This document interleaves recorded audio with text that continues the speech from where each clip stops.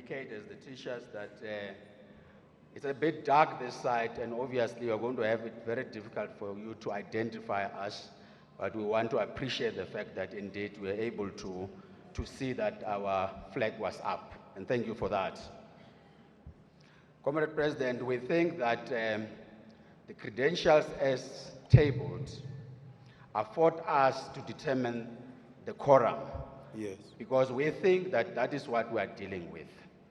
Having confirmed the quorum that the meeting can proceed, therefore we can then be able to deal with any other technicality that the same as raised by Sakau will be dealt with. What we need is that Nehao has moved, that we adopt the credentials so that we are able to say, yes, we are constituted as a conference based on this particular quorum that has been tabled by the General Secretary, and therefore would not close any other affiliate from raising any other technical issue pertaining to any other delegates for this particular conference, but we wanted us to deal with the quorum. That are we making a quorum? Are we able to endorse that? And therefore we are standing to say, can conference second and agree with Nehao that the quorum, yes, we have reached the quorum, and therefore we want to second or third and fourth the credentials so that we are able to proceed, and therefore that we can deal with technicalities thereafter. Thank you, President. Communication Workers Union. What is that one? Sipao. What is it? No, thank you. Thank you very much, Comrade President. We want to agree with Cosatu on how it's Cosatu, the GS, in terms of what is proposing. However, we want to adopt the credentials, but then agree that the issue raised by Sakau can be dealt with under matters arising of the last Congress. I think that's how we should deal with it. But two, President, we are going to have a problem with the noise which is disturbing us outside. So we applaud on the national office bearers to handle that matter outside, because that noise is going to disrupt us through the proceedings of this conference. Thank you very much. Sipao. Ndifuna sidlule ke Maqabane, because before the chair is called out of order, for the purposes of the adoption of the credentials, there's a proposal, and the proposal is seconded. So the what you call is the credentials report is. No, President. Okay, no, all right. Sakau, I will come back to you. Yeah. Limusa? No. President, I don't know that I speak like Nemosa. You are Sipao? Yes. Yeah, okay, speak. No, Comrade President, we agree. We endorse the credentials. And again, we are pleading so as Communication Workers Union that where we're sitting, we're begging to hear you or other affiliates that are talking because of the noise. We understand what you agreed as leadership about some issue. Can that issue be attended in as far as the noise that they are making now, because it disturbs the Congress now? Thanks, President. Okay. Limusa, you can then take the stage. No, yes, Comrade President, thank you very much. We want to align ourselves with the affiliates that are saying let's adopt the credentials and persuade affiliates or the affiliate that has an issue that it wants to raise, that can we first conclude with the credentials by adopting them and then entertain any other matter that is being put on the table. And that also the issue of the sound needs to be addressed. Besides the issue of the noise, we think that the sound engineers must do something to correct the sound. Thanks. Okay. Can I now give you the opportunity, Sakau, to speak? I'm checking with you in terms of what the Congress is now saying. Are you rigid to what you were saying? Let me check with you. Uxolo Mongameli. Sus channela, don't channel us. No, I'm not channeling, I'm checking with you. Yeah, Yeah. please don't channel us so that we are able to respond. Because it's us who ask question of clarity. And we were responded to by, first of all, by Satao, of which we are thinking they were out of order, because the question was posed to the table to clarify us. The other technical, President and the Congress, is that you can't adopt credentials while one of the Congress delegate status is being questioned. Technically, it's wrong, because you might adopt those credentials and that challenge might come back and those credentials might not be credible.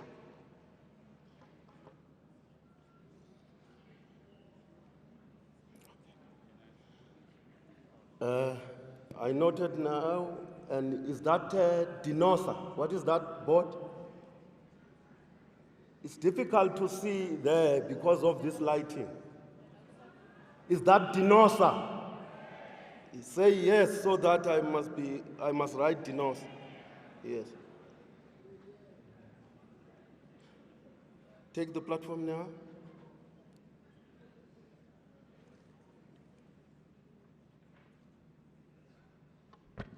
Thank you, Mr. President. We, as NIAU, we have moved to adopt the credentials. And we think that the matter that Sakao is raising is a credential matter, because it has got to do with one of the delegates that is in the Congress. And credentials, President, are a Congress matter. It is correct that affiliates who are adopting the credentials must respond to this question.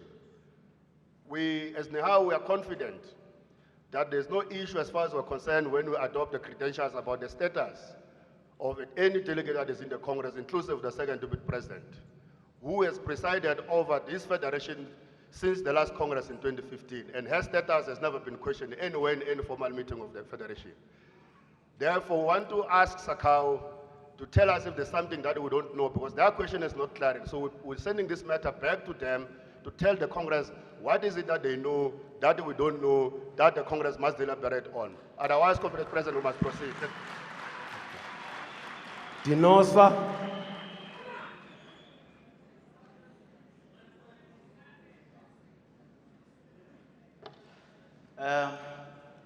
Thank you very much, Comrade President, for the opportunity to raise our view. We rise to think of where we are in the agenda or the program of the Congress. And if that is the issue of credentials, and the exercise we are undergoing is to check the quorum of the Congress. We are advised by our own constitution in clause 3.4.1 to check what is it that we should check whether we meet a quorum. And if I were to read for ease of reference for everybody, I would say it says, the quorum for the meetings of the National Congress must be at least 2/3 of the affiliates in good standing, and provided that for 3.4.1.1, each affiliate is represented by at least 1/3 of its delegates, and the majority of those delegates are members of the unions. And the delegates are those who have had their names submitted to the General Secretary. Therefore, the other areas that I think I need to raise for Congress to be aware is that it also says, if after 3 hours we haven't started, which is not a matter at the hand. From what I've read and the numbers presented, this house corrects and therefore meets a quorum. It makes it a clear exercise that with regard to that, we should pronounce that we are of the view that we correct and we can start a Congress.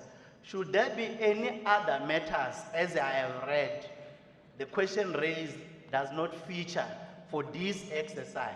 However, we are lost if we are not made clear if there's any other matters that we are not aware of. Otherwise, the Constitution permits that we can pronounce this Congress duly constituted and therefore the business can start. Thank you very much. NUM, thereafter, I will call the General Secretary to take the stage and clarify further.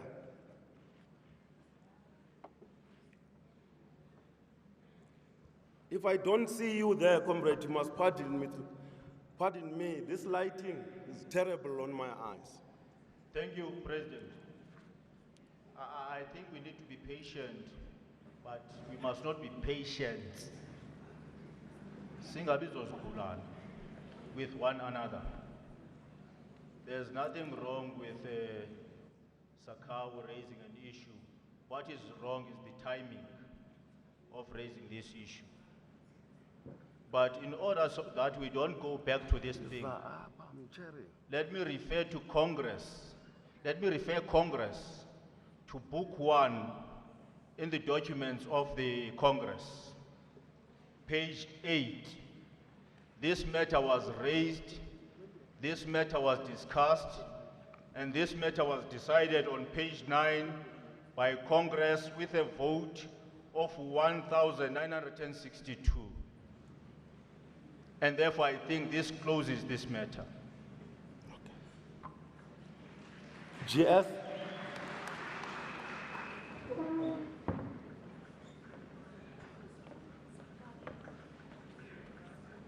Is it?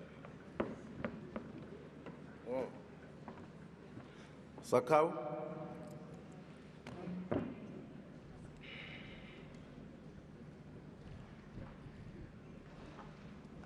I and we are very patient, and we are always patient at South African Commercial and Catering Allied Workers Union.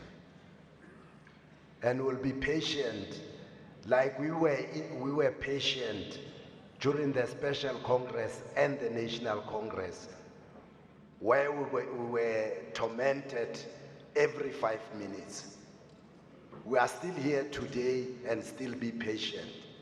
We are saying, NUM, don't take us to the minutes, because we stood up here asking for clarity. You see, comrades, there are comrades who will come and pretend that everything is fine.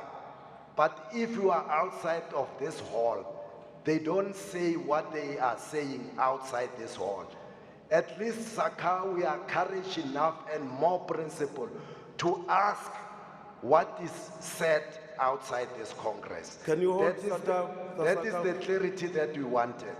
Okay. Is that a point of order?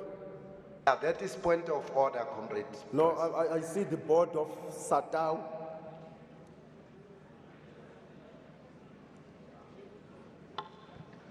Thanks, President. Angeke sikhole abantu abadala into order. What is the order you are raising? We want to raise, President, a principal matter. Our understanding as Satau is that so it's not a point of order. Have been moved and seconded, President. That is our understanding. Satau, Dulam Fati Obani, I see a point of order on you. So the point of order, if you were raising it, is overruled by the chair. No, I was just correcting NUM that we have not yet opened the Congress. Therefore, we cannot be referred to the previous Congress minutes. Okay. JS, can you come and make further clarifications on that matter? Comrade, just to remind the Congress that in the previous Congress, the matter was raised in the beginning of the meeting. The matter was resolved by the Congress. The table was then dissolved. A new office bearers were then elected. There was no discussion after the election of the office bearers.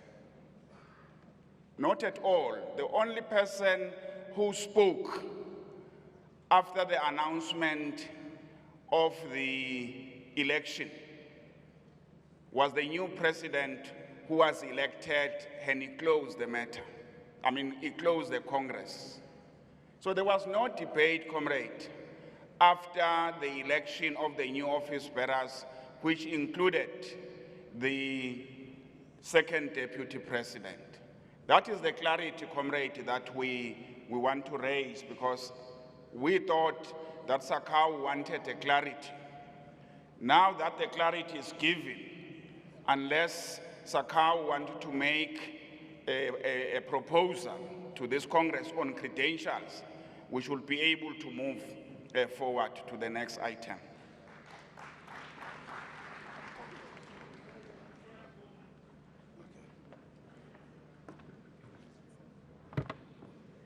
That's the clarification from the table. I see Sakau wants to further make input.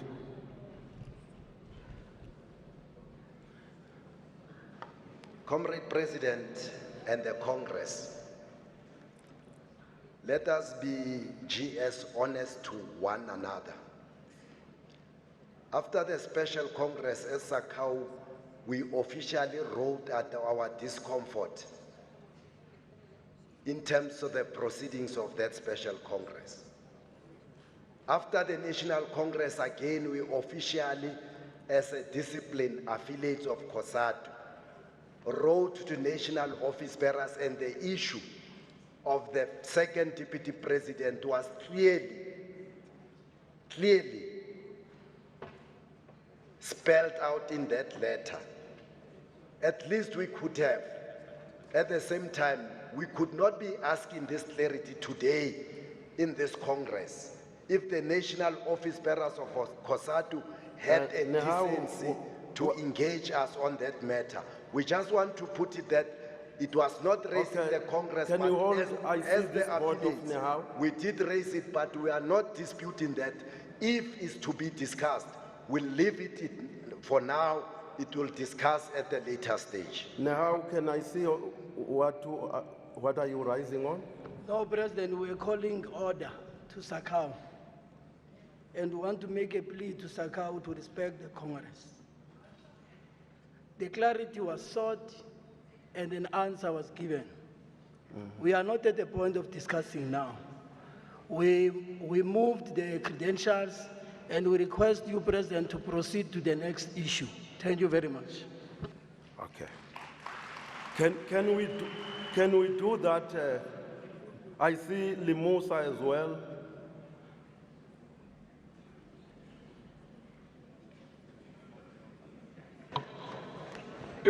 You see, President, we are not sure if year second right into out of order. But we want to place into record that you are out of order yourself as the presiding officer of this meeting. Please assist us, Mongameli. No. The credential have been moved and seconded. There is no contrary view. Slegelele, Mongameli. Thank you.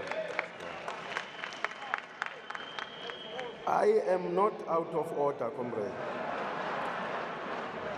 I'm running this meeting perfectly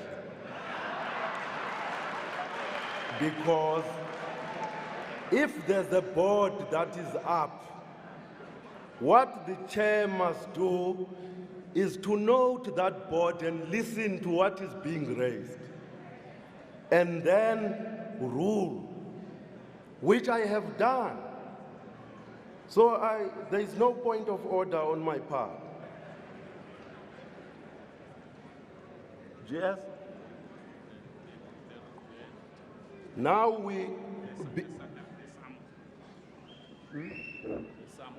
Yeah, ndikuyo nopala. Comrade, we now, no flating in the Congress. Teachers, no flating. No whistling. Now, comrades, I want to invite the General Secretary to present to Congress the SAMU matter. We are moving on now. Kangus recognize the President.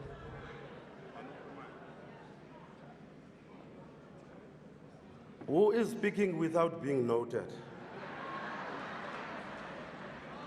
GS, take the floor.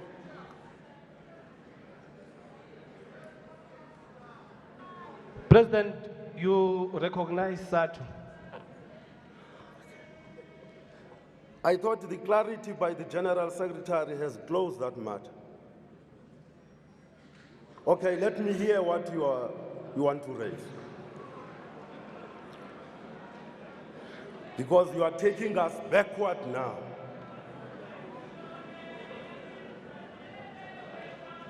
Okay, President. Should I speak? Yes, I've given you the floor. I want to hear what you are rising on. Okay. No, we're just saying, President, that we are satisfied with the explanation by the General Secretary. But we are saying as Cosatu, maybe we must close this thing properly. Don't close it now. No, we must want to, just listen to us. Just yeah, this matter is going to be closed. Not now. Okay. Can you be a little bit patient? We will come back to this matter and close it once and for all. I'm just making a plea now. No, that's fine, President. Yeah, we will address this matter and close it. Okay. Yes. GS? Comrade, we are told by the technical people that when you take the floor, you press that button, you speak. When you leave, that you press it again. Says one must comrade. You go to that podium, you press the button, you talk. When you finish, you press it again so that it could be off. The matter that we want to bring to the Congress attention, comrade, is the matter that concerns SAMU. That SAMU is not a union in good standing. And we don't want to go to the other details. I hope you have been briefed by your leaders. The CEC took a decision that unless SAMU correct what was wrong, they will not be accredited to this Congress. That was communicated to SAMU, and I think Comrade knows that the difficulties in SAMU has led to a situation where SAMU has two groups. We were then told by the other group, comrade, telling the NOPs that bayayithanda Cosatu Congress bazobusa. Whether accredited or not, they will never miss a Cosatu Congress. They arrived this morning, comrade, and you're all aware. The General Secretaries of Union discussed this matter and make a proposal that only the Congress can be able to entertain. The proposal is this, that some will be allowed to attend the Congress as observers because they are not in good standing. That the two groups of SAMU integrate the delegation to 50-50 split. We then communicate to the two groups that we are going to table this matter to this Congress, and the Congress will decide. If the Congress agrees with the proposals from the union leaders, will allow some to be inside the hall and to behave in a manner that does not distract the proceeding of the meeting. And whatever the decision the Congress take will be communicated to them. They agreed, comrade, that this proposal should be made to the Congress, and they think is a progressive proposal. They also indicate, comrade, both groups, that they don't want this Congress to be distracted by what is happening outside. So this is a proposal, comrade, that we are making, and that if Congress accepts, then those that are not part of the Congress in the integration should be able to leave Kalaka so that there is no distraction to the Congress. That's the proposal, comrade, that we ask the Congress to consider. Thank you very much.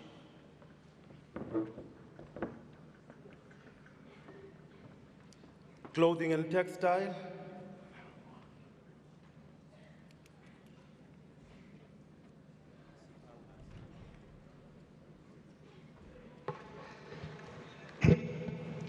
President, thank you for the opportunity to address the Congress on this matter. Our understanding as SABC is that there's been quite an intensive deliberation on this matter, starting at the CEC level, during the proceedings this week, during the union caucuses, culminating in the events of this morning, and then culminating in a sufficient consensus by the majority of affiliate leaders that we will put forward to Congress the proposal that was articulated by the General Secretary a few minutes ago. As SACTO, Clothing and Textiles, we formally make the proposal as was tabled by the General Secretary. Now,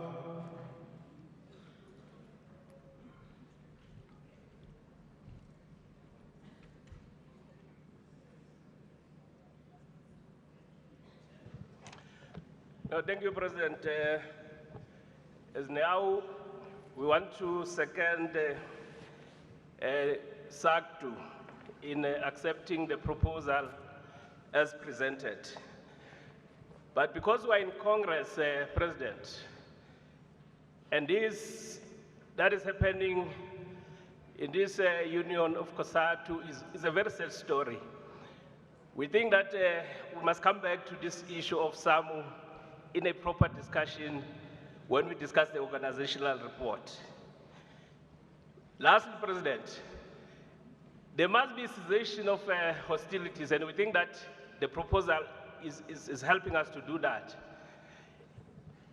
Part of what we want to request the leadership to do or to discuss with the leaders of the delegation from SAMU is that we have seen placards with demands and insulting messages to leaders, to the leadership of Cosatu, which we want to request that they must be removed as we settle this matter. Thank you, President.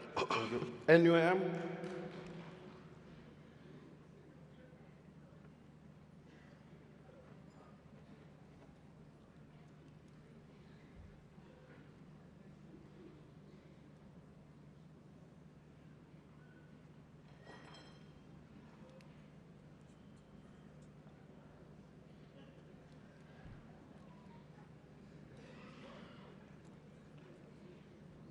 Ikaye anywhere. Or covered anywhere, Pop Crew.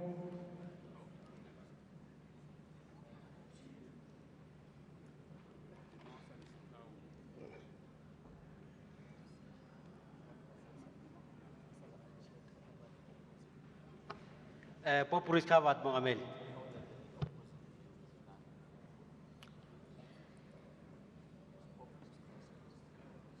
Covered. Is there any need for me to go to the list that I have noted? If the comrades are going to say what is already agreed by the Congress? Can I check with you, Saspo, Dinosa, and Sipau? Are you not covered by that? Saspo?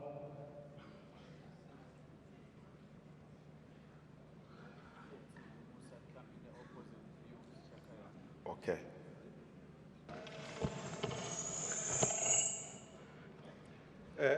Thank you, President. We are covered by the other affiliates who support the motion from the table.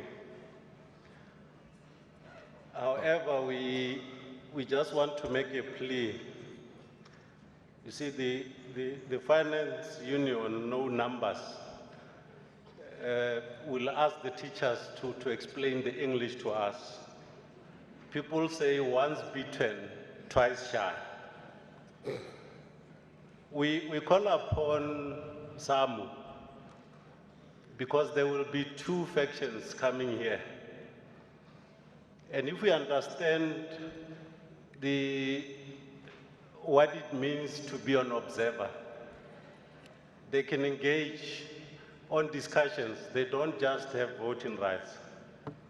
When one faction speak on a motion, we appeal to the other one not to stand up and talk against the motion of their own. So as we allow them here, we expect them to come as a united force and speak from one mouth. We thank you. Okay. Can I check with you? I have Dinosa, Sipau, and Limosa. Dinosa, can I hear you? There's a move forward. Take that into account when you speak. Dinosa? Yeah, thanks, President. Without laboring on this point, without a preamble, let the workers come and join the Workers' Parliament. Thank you. Sipau?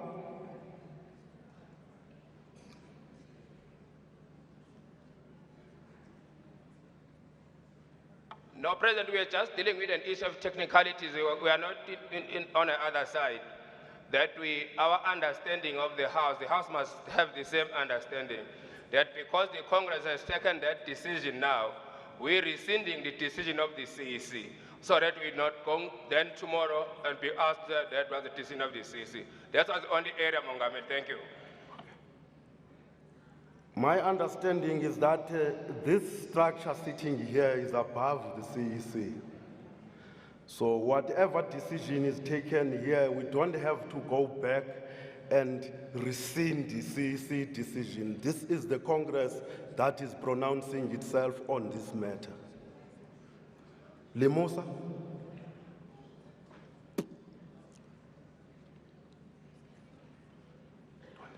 Thank you, Comrade President. We want progress, Comrade President. We just want the General Secretary to add on the report that the comrades wearing the T-shirts of Comrade Mashishi, who led this federation for many years, were manhandling some of the comrades, and I'm one of the victims. There may be other victims in these delegates. That matter was raised with them, and they apologized, so that it is not like we don't feel for the delegates that were ill-treated by those comrades when they're blocking the delegates in the morning. Thank you very much. Thank you very much. It's like that, Limosa. Thank you for reinforcing that. Thank you very much.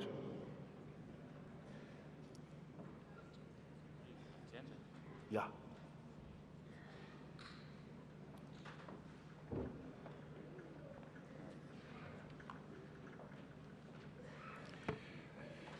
Comrade, we present the agenda before you with some small changes, comrade. To shift the National Congress roll call, because we are chasing time, as well as the acknowledgement of guests and sponsors. We hope to do maybe before going to lunch, if possible. If not, we'll do it after lunch. We also want to suggest, comrade, that we, after the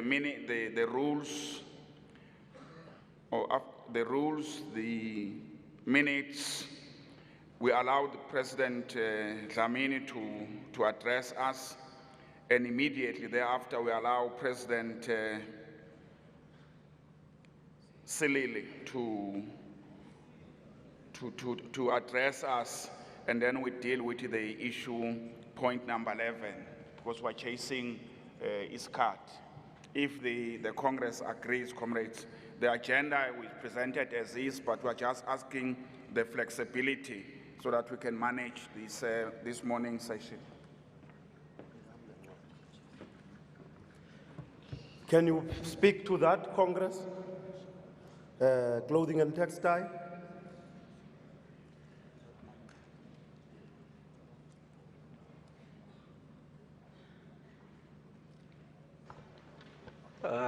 Deputy President, thank you very much.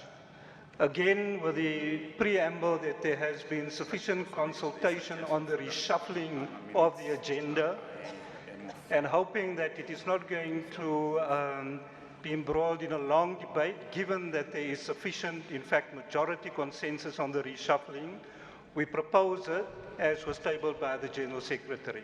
Okay. Before I give you NUM, we want Congress to note that city nama minutes and yes? Yeah. So be flexible now, Emma minutes in to deal with them after. NUM?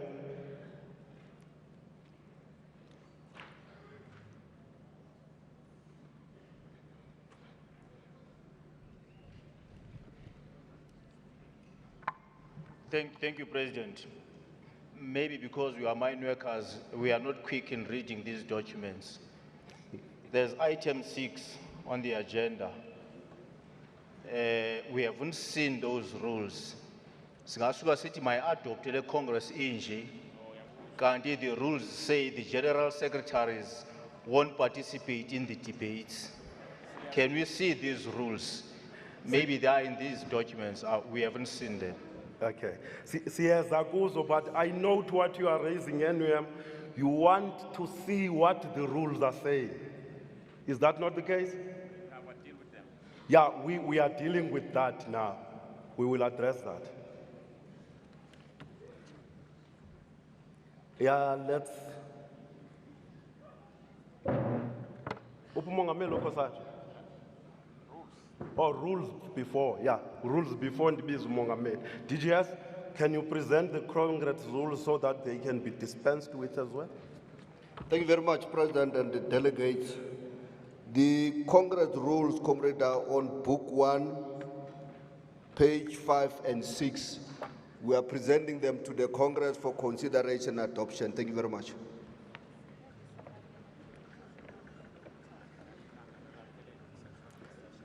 Can I see clothing and textile?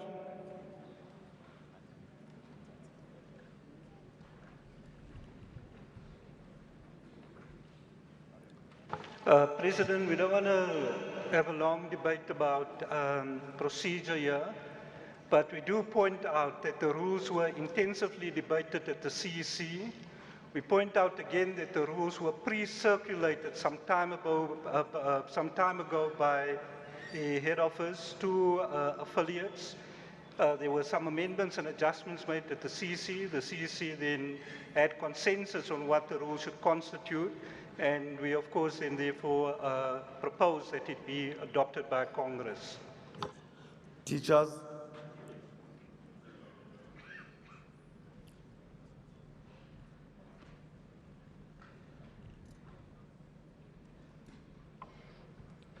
President, thank you.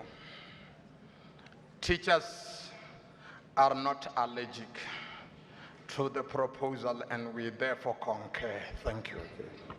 If you were teachers, we have an allergy treatment here. Thank you, teachers.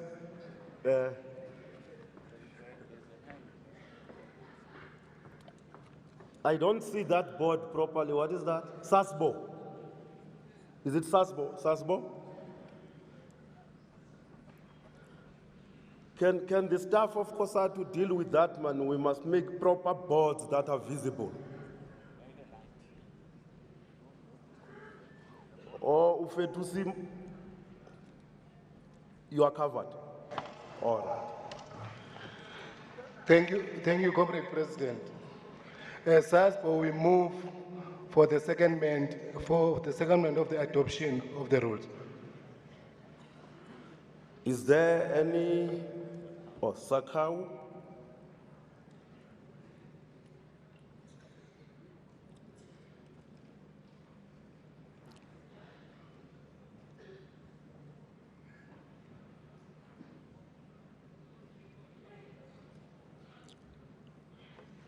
Thanks, President. We would like to adopt with an amendment on number 18. There are those who sing against another candidate. That should not be allowed as well. So we'll second with that amendment. Thank you. Thank you. Congress has adopted the Congress rules. Thank you. President.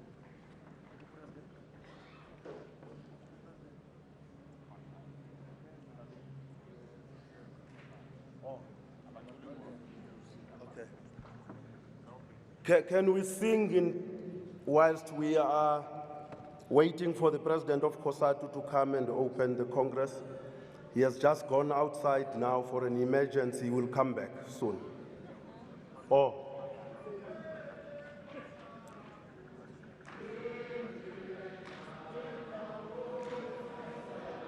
Siyacula mos xa siphakamisa umongameli azovula iCongress.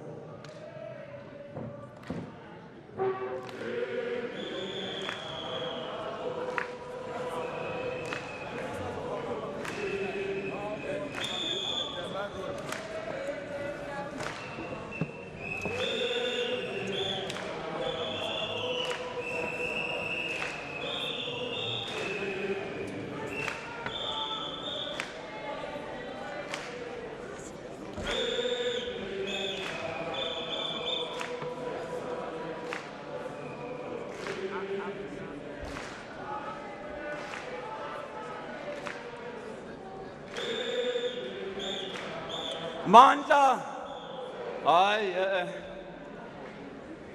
niphethwe yini? Awuyamemeza insimbi yadume emadlebeni, hawu iyolehlanyisa umfana, iyoleba ngusathane. Yamemeza insimbi yadume emadlebeni, iyolehlanyisa umfana, hawu iyoleba ngusathane. Awu yamemeza insimbi yadume emadlebeni, iyolehlanyisa umfana, iyoleba ngusathane. Awu samthatha usili, awu samfake lutho libo, sathi phatha Ramaphosa, uzusiphathe ngoxolo. Awusamthatha uBuffalo, awusamfake ePitolibo, Satiphatha Ramaphosa ususiphathe ngoxolo awuyamemeza insimbi yadume emadlebeni awuyiyolehlanyisa umfana iyoleba ngusathane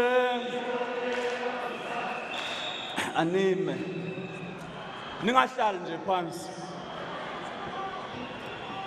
anime usuku lwami namhlanje President, safuna ukuyokutshela lesami. okay usuku lwami namhlanje lwabasebenzi baseNingizimu Afrika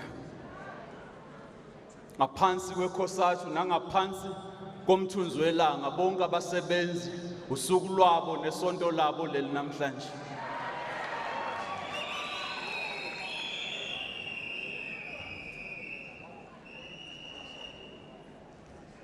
ningahlali nje phansi ngengizizwe nje ngani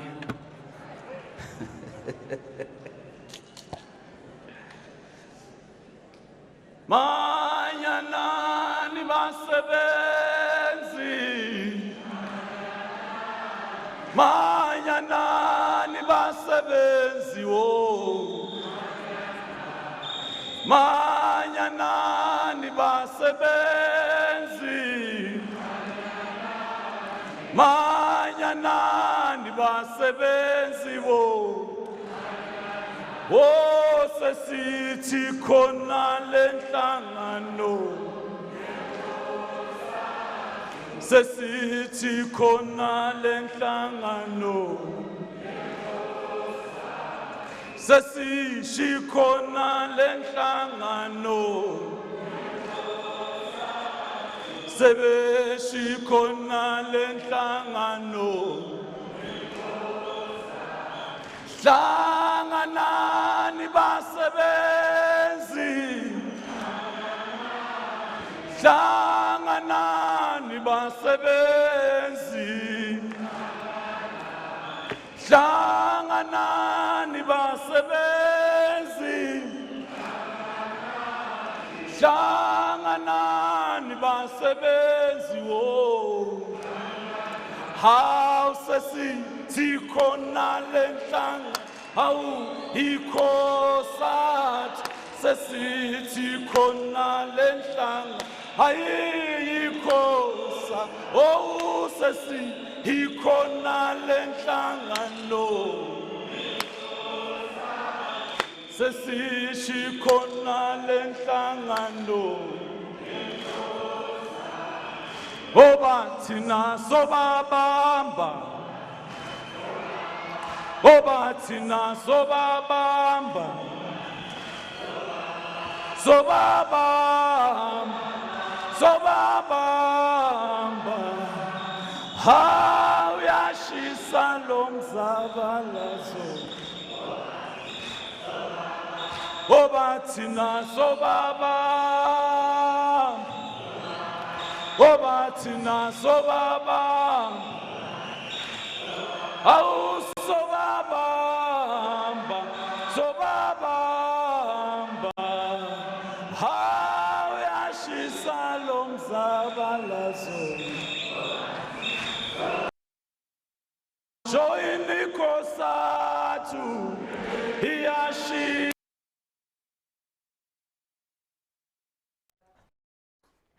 All right, we seem to be having some problems there. We're going to go for a short break and then we'll come. We're going to do.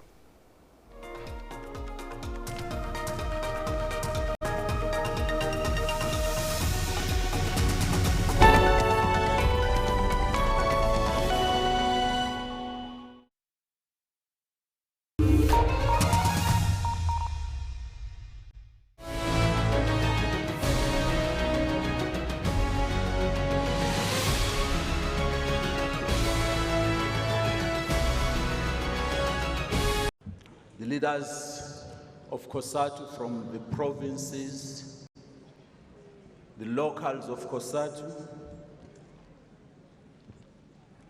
the delegation of the African National Congress is led by President Cyril Ramaphosa.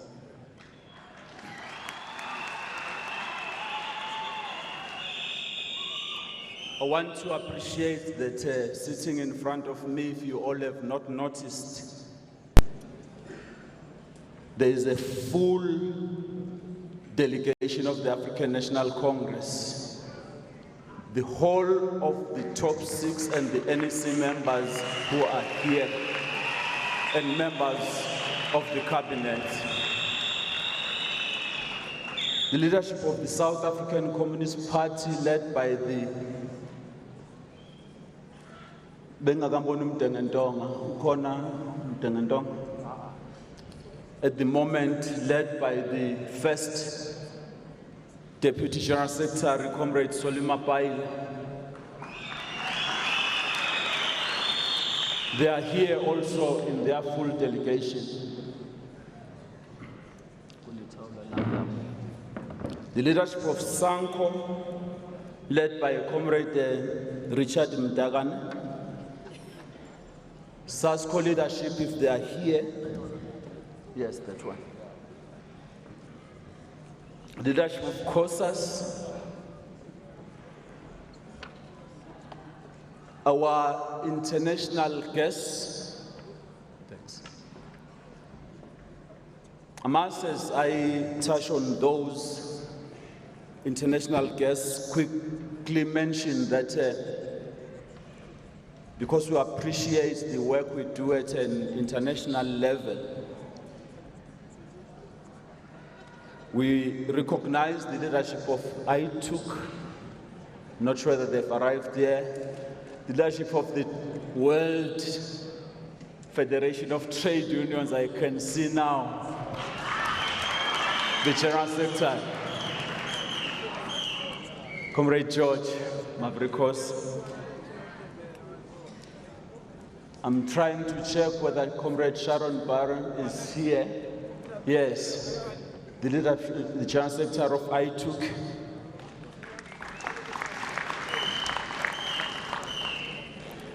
I must mention, Comrade President, whilst on the greetings, particularly at the international guest level,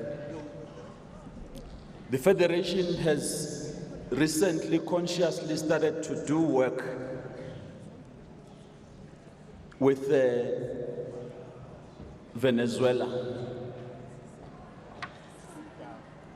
where we're working with the ambassador of Venezuela here on a range of projects, including our attempt to try and ensure that we can cooperate and work together to expose Cosatu into the continent, but also to the world on a continuous, non-distorted manner. That work is far in advance. You will be noticing here in the media houses that are here that there is one other outlet called Teleshow.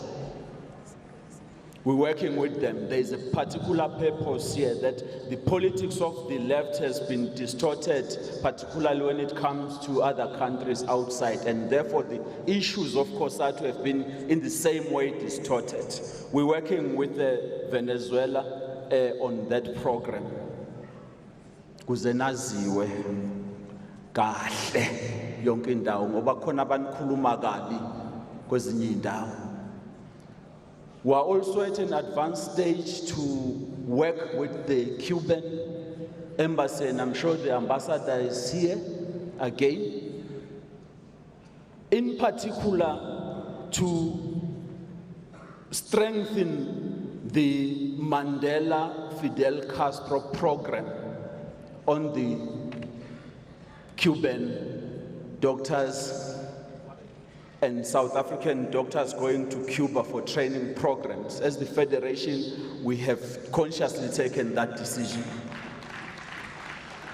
But lastly, in that score, Comrade Chair, we're working with the Russians also. We've had a few meetings with the Russian ambassador. And again, a lot of things will be developing, coming out there, particularly to strengthen the hold of the federation in those countries, one, working with trade unions in those countries, but also to ensure that we can assist each other. If you go outside here, and I'll challenge Central Executive Committee members and all the leaders who are interested, there is a community clinic outside here, a big infrastructure that has been put here to assist all of us in case we get sick whilst we are here. Fully fitted clinic that will be assisting us. It is the beginning of the work Cosatu must be doing practically. NUM in mines, where we must have such things. In the work that how Dinosa you are doing in ensuring that this task of primary health care is realized in a more practical way. How do we work to ensure that such things are indeed a reality? Masikhuluma nge-NHI sithi siyabona ukuthi nakho kumele makwenzeke. So I'll challenge all of you to have time and go around to the exhibition center to see what is happening here through those cooperation. The list is endless. I'm just on the greetings. It's my week here today.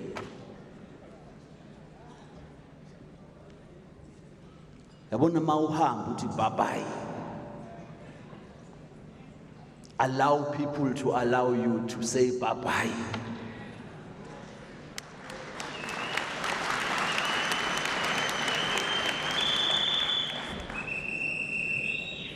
President of the African National Congress, this year marks 37 years since the first reported cases of HIV and the attempts that were started to be made to have an effective AIDS program. And I'll come to this point just shortly because I would be amiss if I don't acknowledge just 3 more people or levels of people. The former leaders of Cosatu and Cosatu unions who are here, who have graced this occasion, we appreciate your presence because you are not like others. Abasibhalela amabhuku, bakhulume nathi ngama-open letter. You are always with us here. The faith-based leaders or faith-based or religious grouping, when mina ngi-specific, ngikhuluma nabafundisi abakhulekela le Cosatu every day. They are here. I acknowledge them. But most of all, I do acknowledge my wife, Mashes.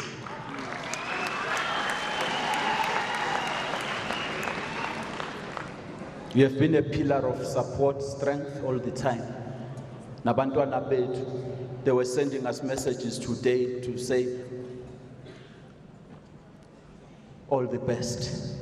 So I thank you very much for your prayers all the time. I was saying, President, the past 37 years are today being marked since we first recorded as a country the first cases of HIV and AIDS.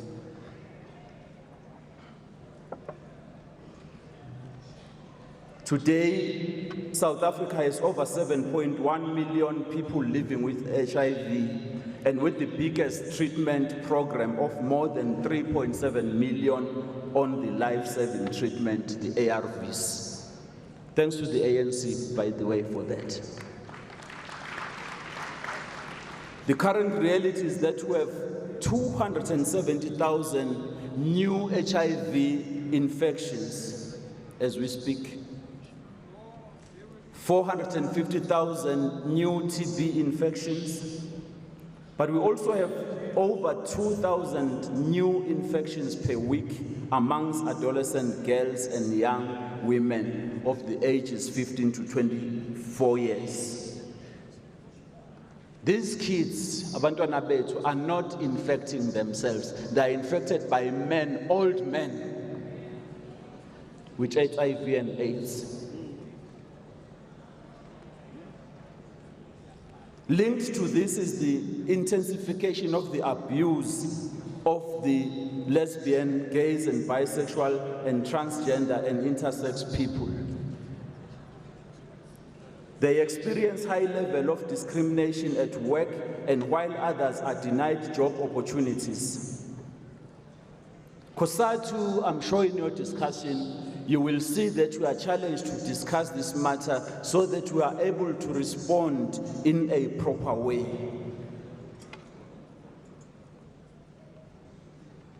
I would like to express our sincere thanks to members of the Central Executive Committee, and I'm doing this on behalf of the National Office Bearers President, for their continuous support on the work that you have been given as Congress in the last Congress and in the previous Congresses. The Central Executive Committee deals with very difficult issues and have always supported the National Office Bearers at all material times. I want to thank you, Bafowethu ngaleyo ndaba. The leadership of the ANC, Comrade President, Comrade SG, and the leadership collective as a whole of the ANC, as National Office Bearers and Cosatu in particular, we thank you for you have been standing with us through thick and thin, and you are still with us here. We appreciate that. At an equal space, Comrade Soli, the SACP, thank you for the support at all times, comrades. But I would be amiss if I don't thank the Cosatu workers in South Africa and these delegates who are here.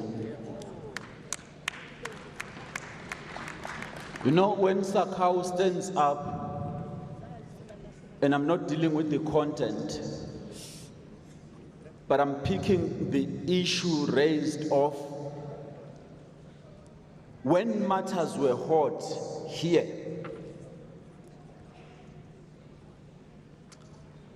others could have simply walked away. But because you all had to speak amongst yourself and say, no matter what happens and what has happened, but we want to remain within our Cosatu, a united Cosatu. Today, we are able to stand in front of you here, all of you. So I thank Cosatu workers in South Africa and yourselves as delegates. You have indeed worked very well to keep this Cosatu together. I'm going to come to that space quite shortly. Since 2015, the Special National Congress of Cosatu and the 12th National Congress, the Federation had been involved in relentless wars against our class adversaries and our detractors. The war continues, comrades. Sometimes niyalala nina. Ngathi ngelinye ilanga nifana nesilwana okuthiwa intibana. Macingwa nintibana uyayazi ingulube ehlathi. Uma ijahwa izinja inespeed kakhulu igijima isithele ngale bese ithi hayi sezisele izinja kanti iyona ezishiyile bese ilibala ukudla utshani zifike futhi izinja. Ningabi njalo Cosatu.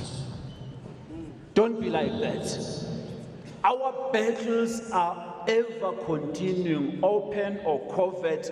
The onslaught against the working class continues. You do not have luxury for other petty things to do and forgetting that you are fighting the bigger battle.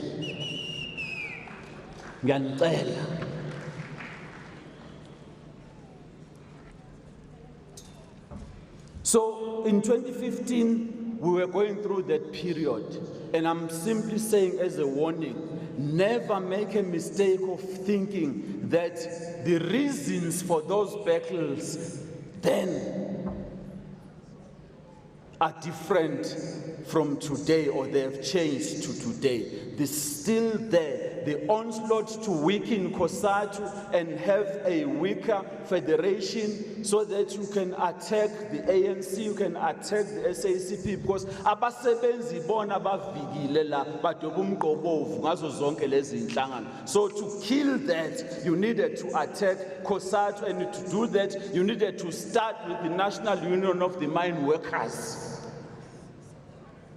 Santela.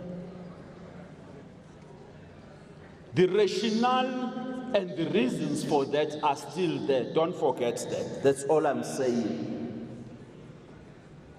From the 12th National Congress, you stood up as Cosatu chair, showing a force of strength of the federation. I remember government was coming up with a policy on preservation of the retirement funds. Okay, I'm told. President, this Congress said no, it's not our money is without us and decisions taken. You reversed the process back to Parliament and you said this must be resolved. Iphi namhlanje abona ke nina ngale ngemuva insizwa nezintombi zithi lapha phambi kwami ngoba ayikakalungiswa leyo nkinga ngiyadlula isikhathi luchaba. You also stood to raise the issue around the national minimum wage. You should not be ashamed to stand up today and say congratulations to yourself, patting yourselves at the back. South Africa is counting just a few days now. South Africa will have a legislated national minimum wage to cover, not Sina Islezila, it's not for us. Those who are excluded, whose salary are way below the mark that the national minimum wage is setting. Uma uncede umsebenzi ohluphekayo phansi, wena ube uthi nokho ayisekungconywana, wenze into enhle to contribute to feed those families. The national minimum wage is not a panacea. It does not solve all the problem, but it's a very critical floor from which or below which no employer in this country must pay workers in this country.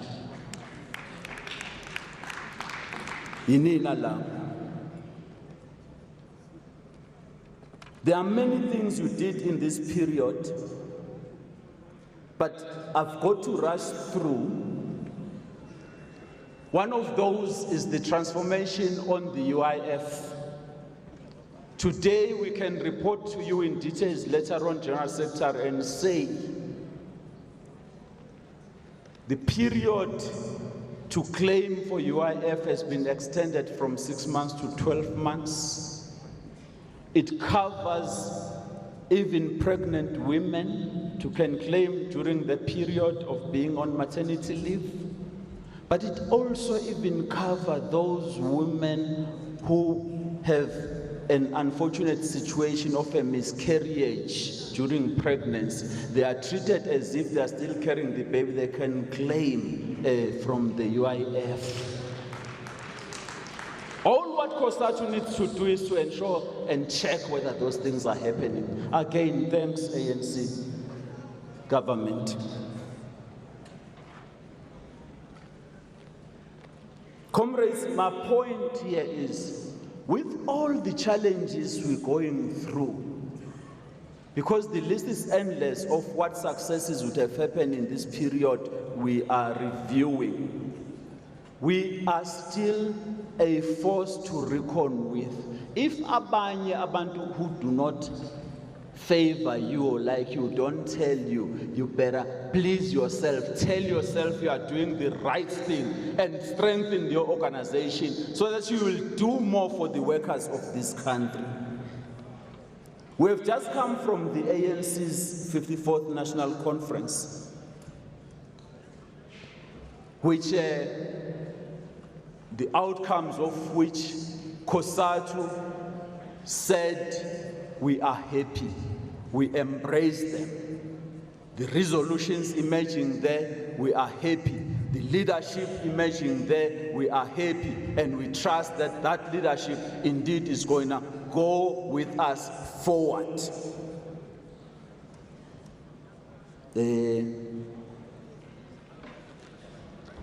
Sayibiza ngamagama amaningi. Ngoba uRamaphosa unenhliziyo enhle ufisela abantu into ezinhle. What no, comrades, it's a new dawn. It's a new deal. Manje uthi thuma mina. Cosatu bekumele ifike lapho ke ithi let's discuss the content so that we give more meaning to this and encourage that thing. So you have a role in that space to support those issues.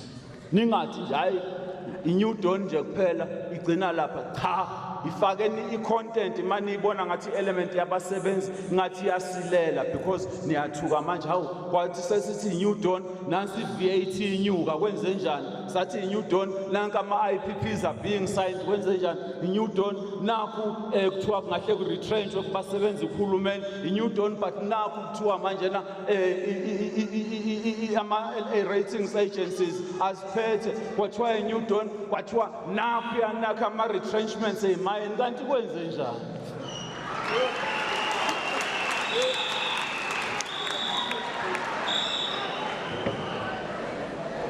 kwenze njani uyabona ke ma-comrade uma ninanilele Cosatu nilibele ukulwa nodwa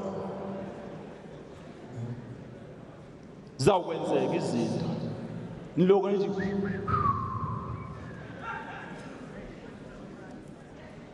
unyuka upetrol nithi anyuka ama-interest rate nithi awukwenze njani ingenzeki i-nationalization ye-reserve bank nithi umhlaba ungabuyi niyawusola abantu mina angiwusoli i-ANC ngiyoblame iCosatu ngithi iyayalala at some point iCosatu nginigxeke kahle ngisihlalele lapha ekhaya eThekwini ningeke futhi nithi niza lapha ekhaya ngivale ngesango akungeni umuntu into engishoyo lamaqabane ukuthi yabona iplight yabasebenzi is at a level now where the battle is open. It's not hidden at this moment. It is open. Big business and that let's see. So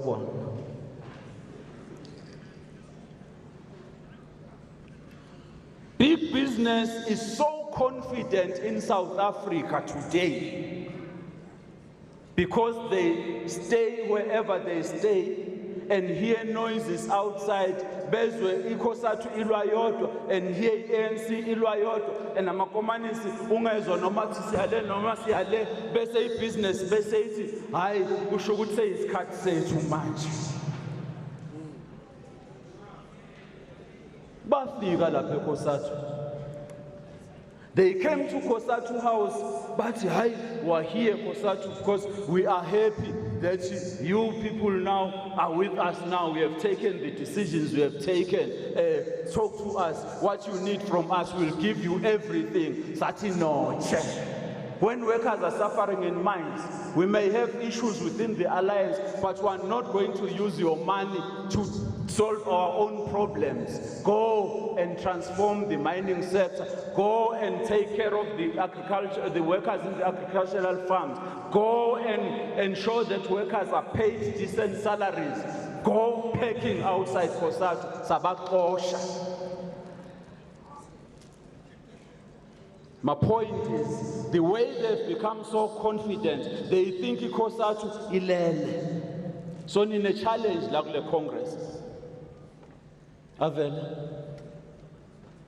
Yifunile ngaqalaza bengaboni kukhona la.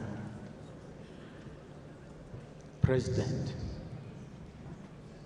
If we forget what we are about, comrades, sometimes I feel you do forget.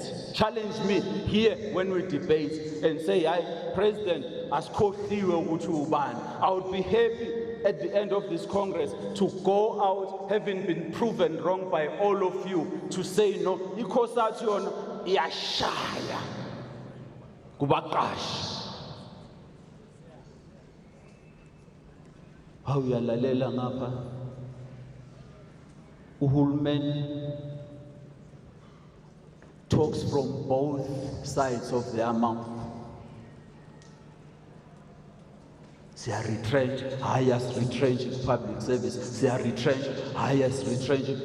Cha, ayibekwe indaba etafuleni sikhuluma into ekhona siyibona. Manithi niya retrench sitsheleni sidile naleyo issue. That's the issue. Let's deal with it. So, asingathi ngoba kufa thina ithina esifayo. Comrade Cosatu member, a teacher at Northwest, bulawe ngumntwana. A teacher died with a chalk in his hand to teach that kid, and the kid kills the teacher.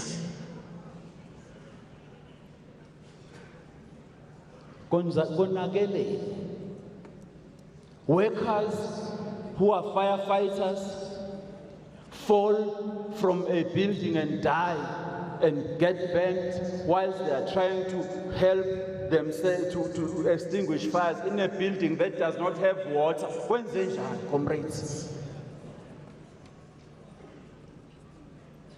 Uma phela singakhulumi thina sonke la siphelele manje. Yabona i-alliance lephethele lizwe yithina la.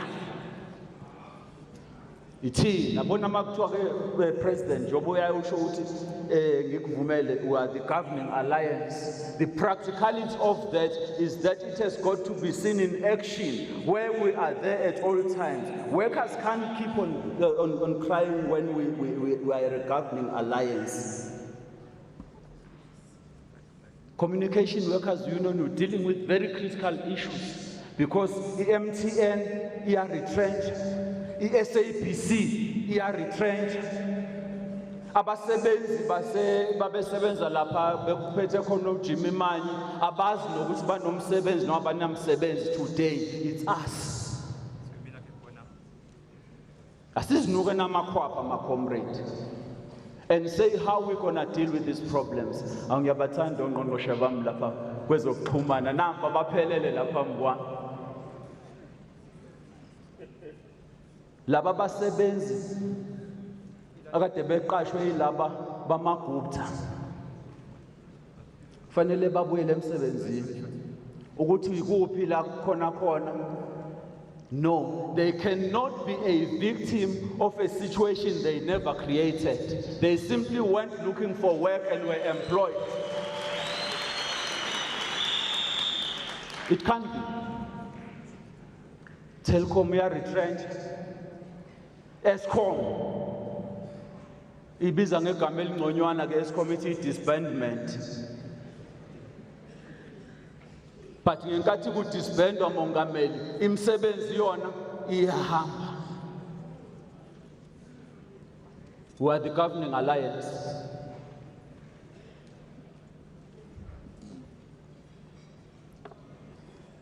Kwenzenjani bafowethu?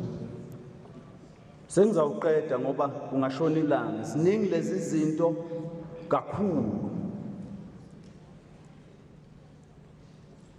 Ngisho lokho ukuthi zonke lezi inkinga ezikhona zifuna thina sibambisane. Tate Gwede Mantashe.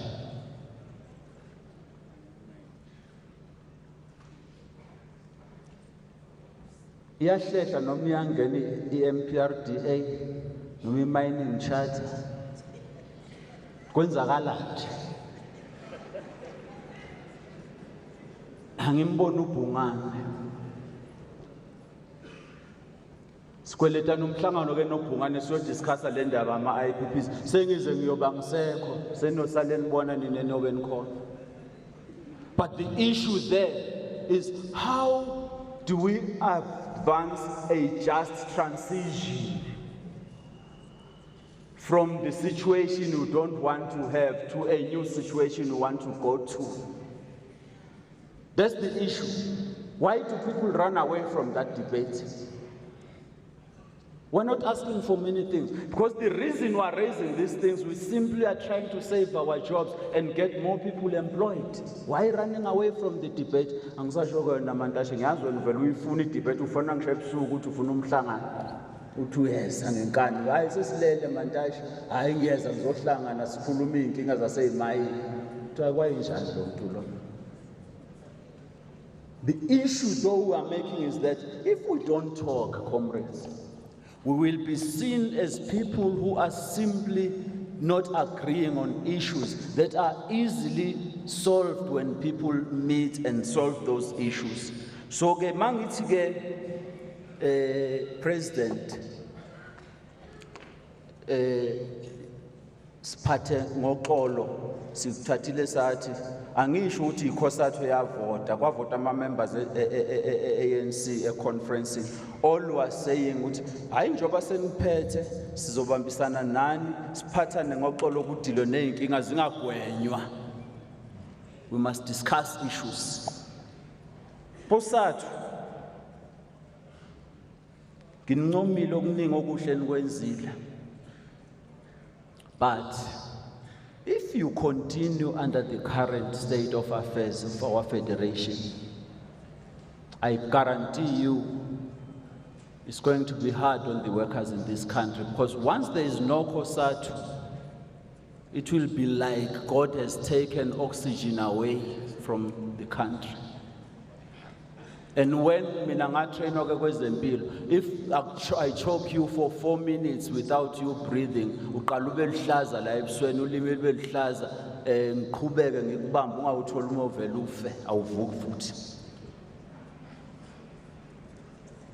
let us take heed of the challenges confronting us. These are the challenges confronting us which are not necessary, and they cause a problem for workers.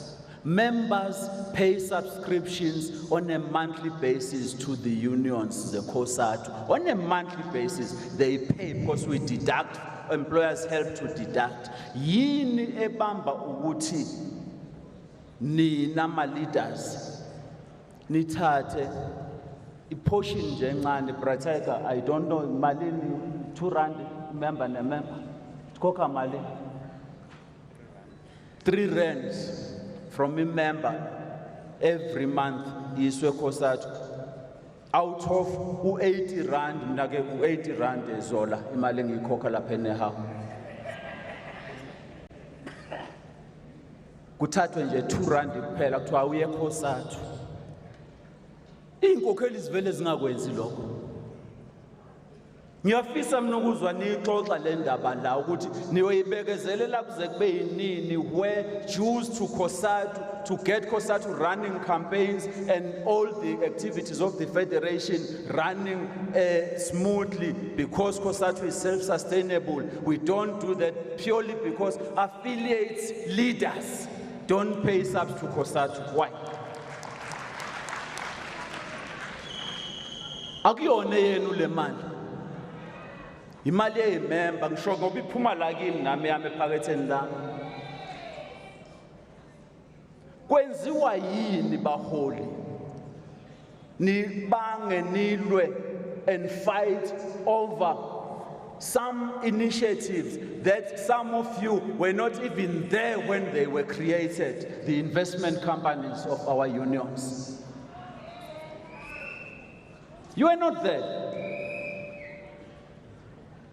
If people who were there can stand up to again velele mhlawumbe abaningi babo uyobathola eParliament ubathole lena abasekho eCosatu akusekho umuntu owaye initiative seyithina esisele sibhizi sihliphiza lento eyakhelwa abasebenzi sibanga ama resources ama union. Why are we fighting over the resources of workers? Why? Isolveni ikhuluma ifanele le iphele namhlanje. This Congress must never discuss that matter because it would have been closed completely today. 3, why are we undoubted from Cosatu House in Braamfontein with queues of members coming from the different unions, but I, Nkoshiwe Msebenzini, have been fired, but I've been to the office of the union president, they are not helping me. Nibe nikhona bafowethu. Organizers nikuphi? Shop stewards, nina ningabuza kwethuke. Ukufa kweCosatu kuyobe kwenziwe yini ma-shop steward ase-Cosatu eSouth Africa? Ngoba nani seniyagriswa izandla. Maniyomela abasebenzi niphatha i-CV la. Abasebenzi basale eminyango ungene CCMA uhlangane necommissioner uphume ngalo yamnyango umsebenzi asale yedwa lapha kungasekho umuntu omsizayo. Angikhulumi inganekwane. Ayikhulunywe leyo nto here isolvwe.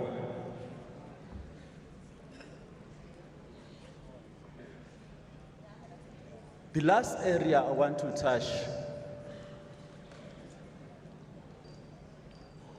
ANC-led alliance.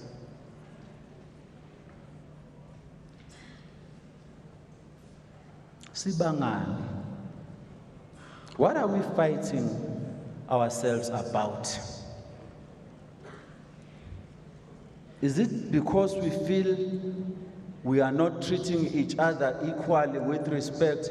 It's simple to treat each other equally, treat each other with respect, if that is the issue. Is it about the preference of leadership? Cosatu, okay, I guess it's kulungile. Cosatu, you can decide on who leads the ANC.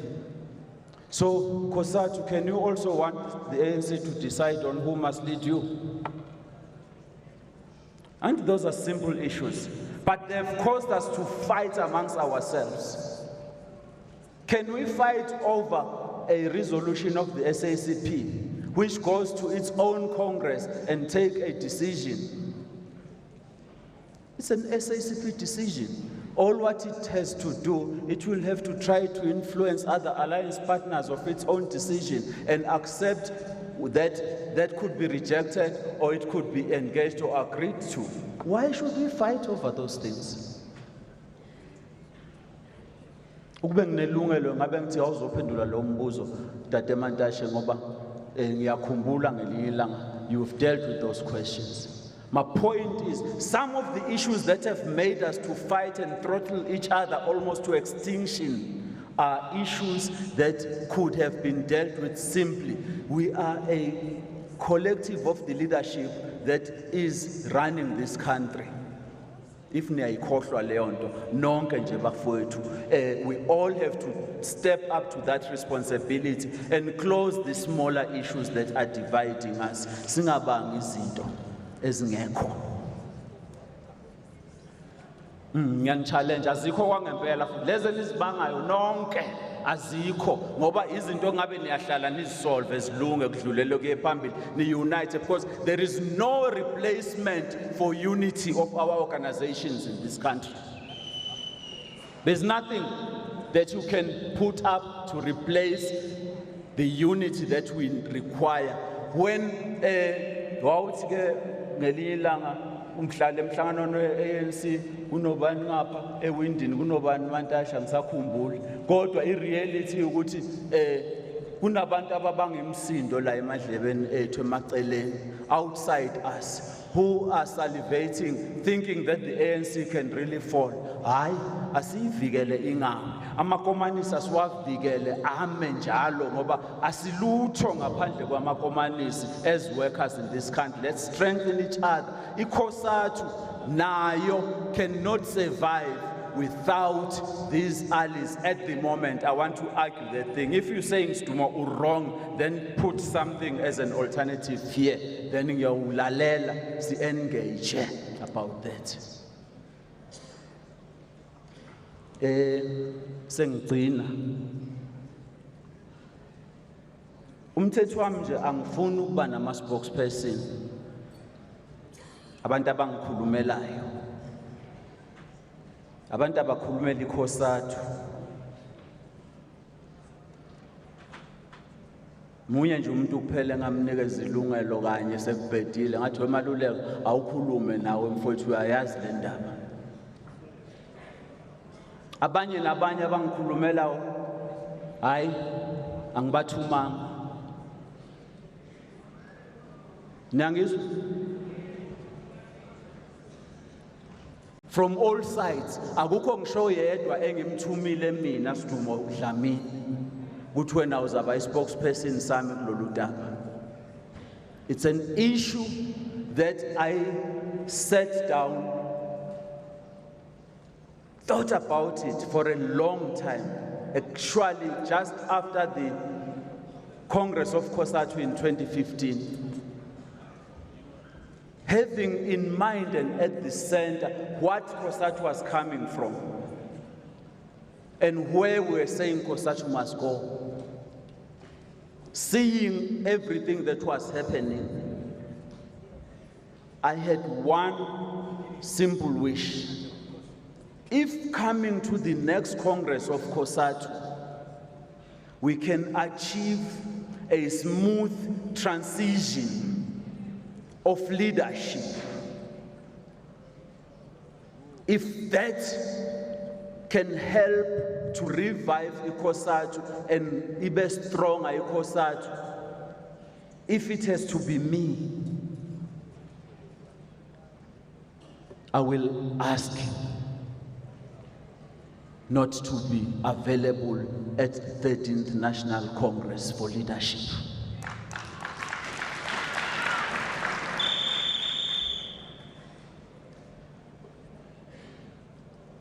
I will ask, not in the media,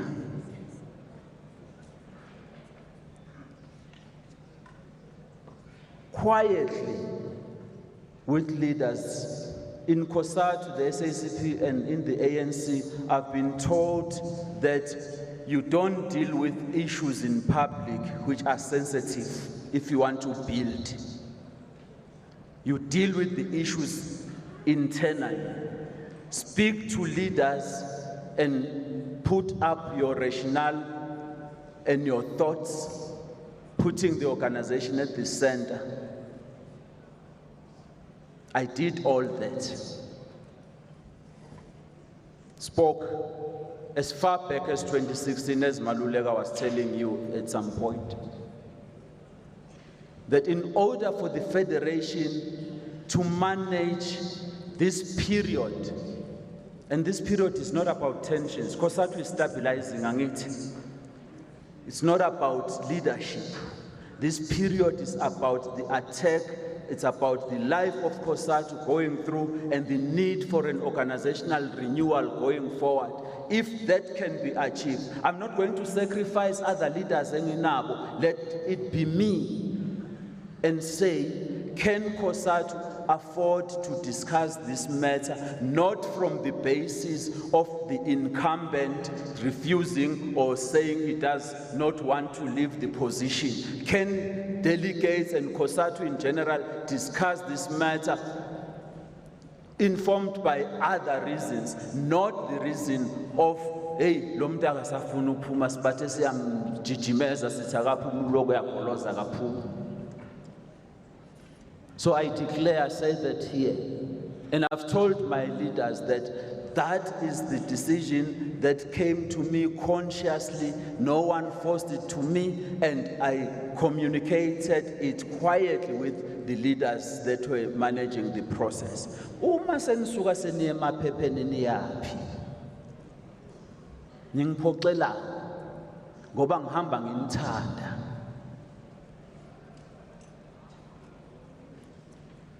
Build this Cosatu.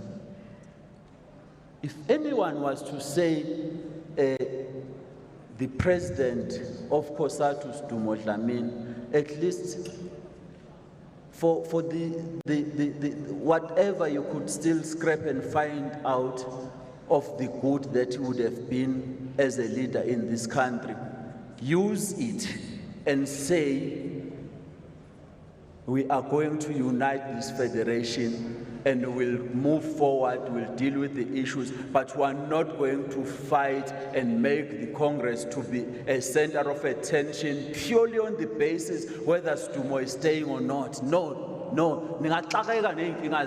Count me out on that one. Nixoxe indaba ye-leadership kahle, kungabi into elwelwayo. Cosatu, we have gone past that stage. We're at this stage now where we must move up.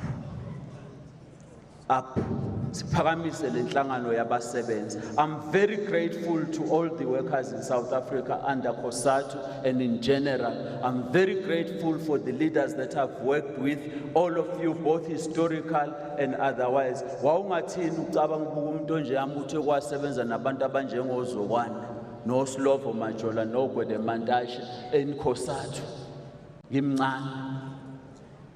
I'm very much grateful to all of them in the ANC, in the South African Communist Party, who have always supported my work as the president of Cosatu in South Africa. And I say thank you with no reservation. So ke ngiyayivula le nkongolo ngokusemthethweni, angiyanga ku-international, angiyanga lena le, but I think if you take the little I've said here, use it properly, it's going to add value to this federation and the Congress movement as a whole, taking us all out of the quagmire of being seen as the alliance that is ever fighting amongst themselves. I thank you very much. The Congress is open.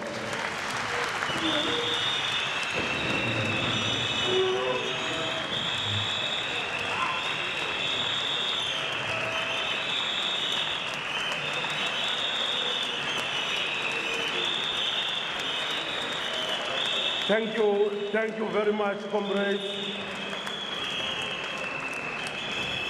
Let me also thank the president of Cosatu for this wonderful speech he has given to all of us.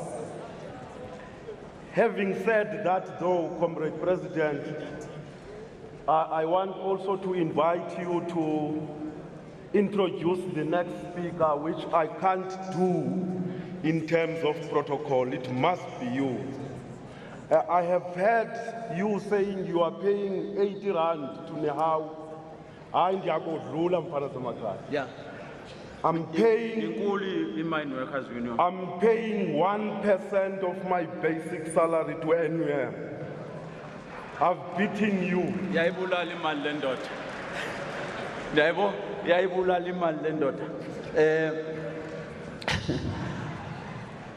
You heard what the Deputy President said.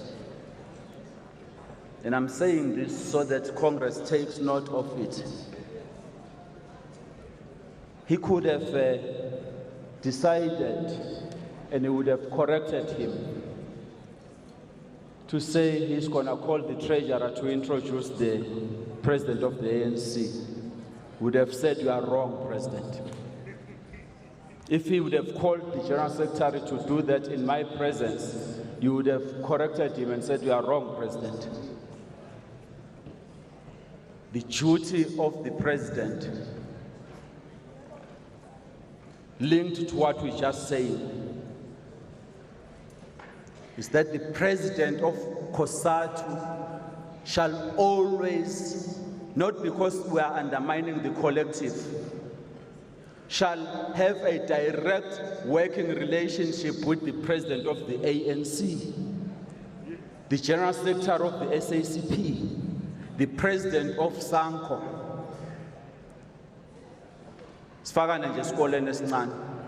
It does not mean that it's equal to friendship between those people. It is the work we do. It does not mean that as we work together, as the new president that will emerge on Thursday will be working together with this president, it will not be selling out. It will be leaders working to deal with organizational issues.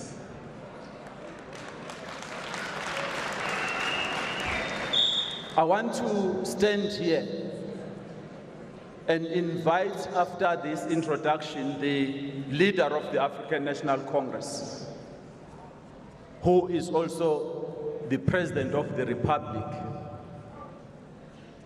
who has emerged from the ANC's 54th National Conference in 2017 to lead the most powerful National Executive Committee of the ANC. As Cosatu, we indeed respect him because he has emerged also from our ranks as a leader of the National Union of Mine Workers. He was General Secretary. We had to release him, for we were satisfied with his role, because at Cosatu he worked with the leadership corps and led the unification process and the birth of our federation, Cosatu. He went out to be the SG of the ANC. We believe that he did that job, and members of the ANC also, I'm sure, understand, they would agree that he did that job very well. He's been part of the forming of the Constitution, or drafting or writing of the Constitution of this Republic. A businessman, kuthiwa-ke uresignile emabhizinisini akho wonke.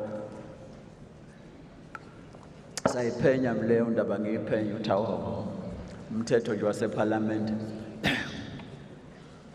But he's a businessman of note in the country, still respected in the ranks of business with his acumen and his ability, but had to leave that to be accepting the responsibility of being both the Deputy President of the Republic then and the President of the Republic currently.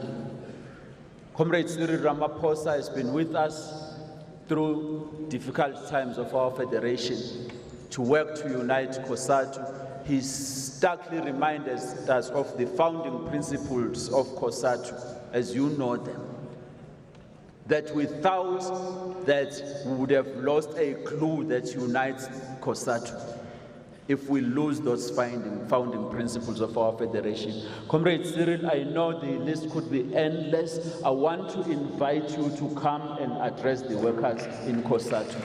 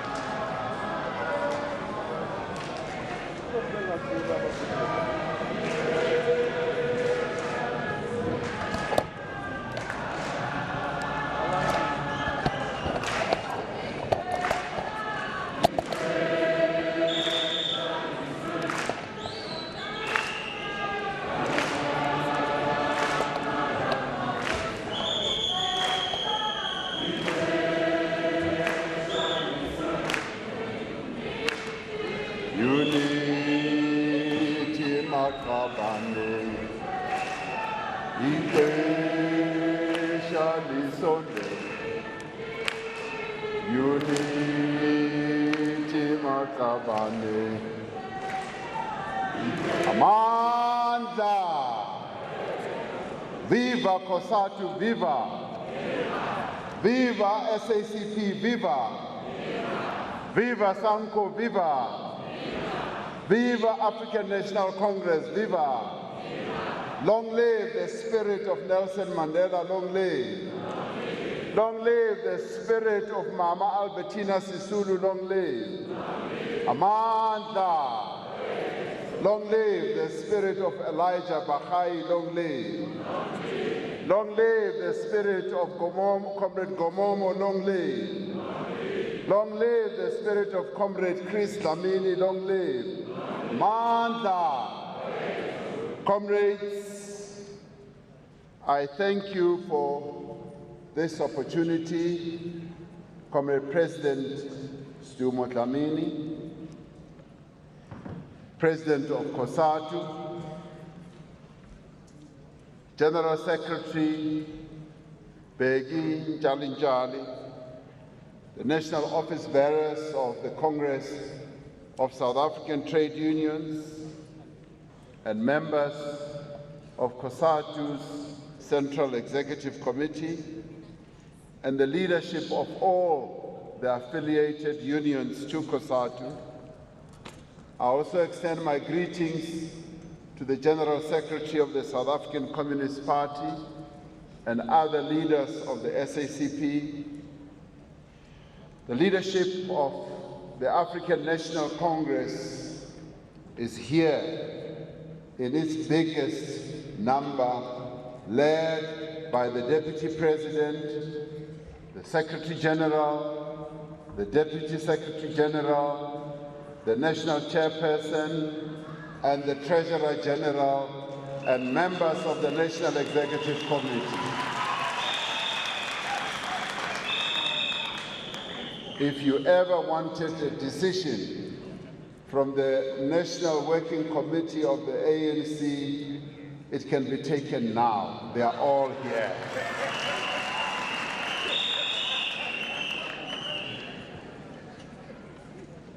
Distinguished guests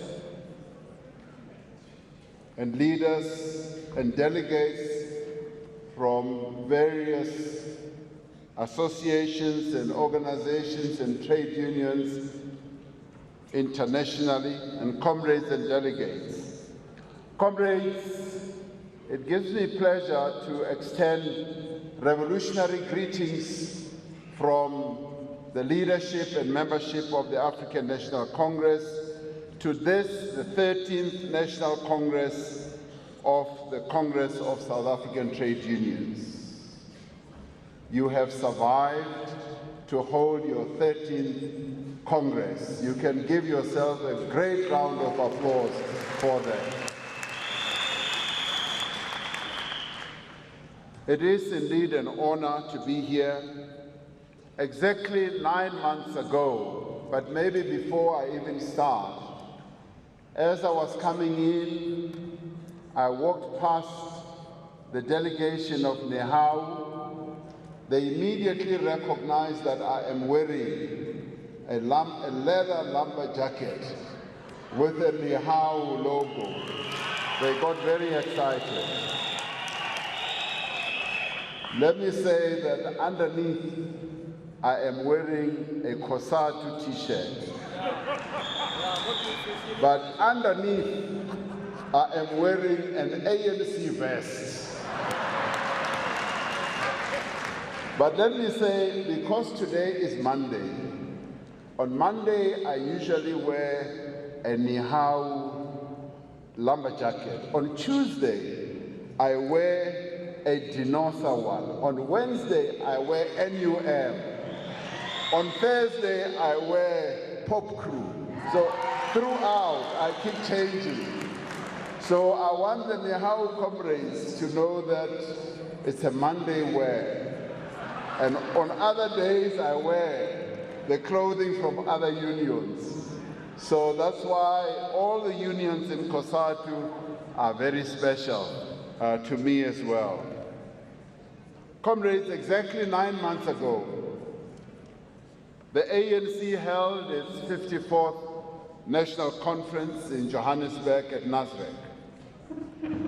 In many ways, that conference was what you would call a watershed conference, where the movement acknowledged that its unity, its integrity, its capacity and credibility had been severely eroded over several years.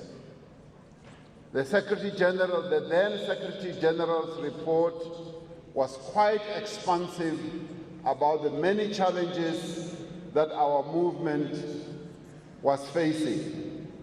The ANC was brutally honest, as it always is, brutally direct and straightforward, and said that it needed, conference said that it needed to address all those challenges. And the 54th conference then took clear, revolutionary and unequivocal decisions to stop the decline of our movement and to take bold steps to build unity, to renew the movement, and to reposition the African National Congress for the tasks that lie ahead. As a trusted and consistent ally, Cosatu made a valuable contribution to the success of the conference, understanding that only a united and effective and progressive ANC can serve the interests of the workers and all the people of our country. The aftermath of the conference ushered in a new mood of optimism throughout the country as people from all walks of life renewed their hope in the African National Congress. We've been working together since then to reaffirm the ANC as a true representative of the aspirations of our people, capable of fundamentally transforming their lives for the better. In working together, we have found that a number of initiatives are initiatives that our people are responding positively to in this new period that we are in, including the Tumamina campaign, which has captivated the attention of the majority of our people. Our structures are using this campaign to speed up service delivery in our communities. They are using this campaign to reconnect with our communities and to listen and address the challenges and the problems that our people are facing. It has become quite an effective campaign, and we are particularly pleased that Cosatu members and Cosatu structures have also taken to this campaign and are also utilizing it to also help in addressing the challenges that our people face in various communities. And we say thank you for that. As we make all these efforts of working together to address unemployment, poverty and inequality, we are having to do so, comrades, under very difficult economic conditions. We are all aware that the economic challenges that our country faces have their roots in the structure of our economy. Millions of our people are excluded from meaningful participation in the economy for a whole number of reasons. And some of those have to do with lack of skills, opportunities, access, lack of finance, lack of various important assets, some of which have to do with land or lack of access to land. Most people live far from economic centers and other amenities, increasing the cost of living and lowering their own quality of life. Our economy, as we all know, comrades, is far too dependent on the export of primary goods like minerals and agricultural products, which means that we are not extracting the full economic value of our mineral resources and are missing out on creating millions of potential jobs that can be created if we were able to add value to the products that we just keep exporting out of the country.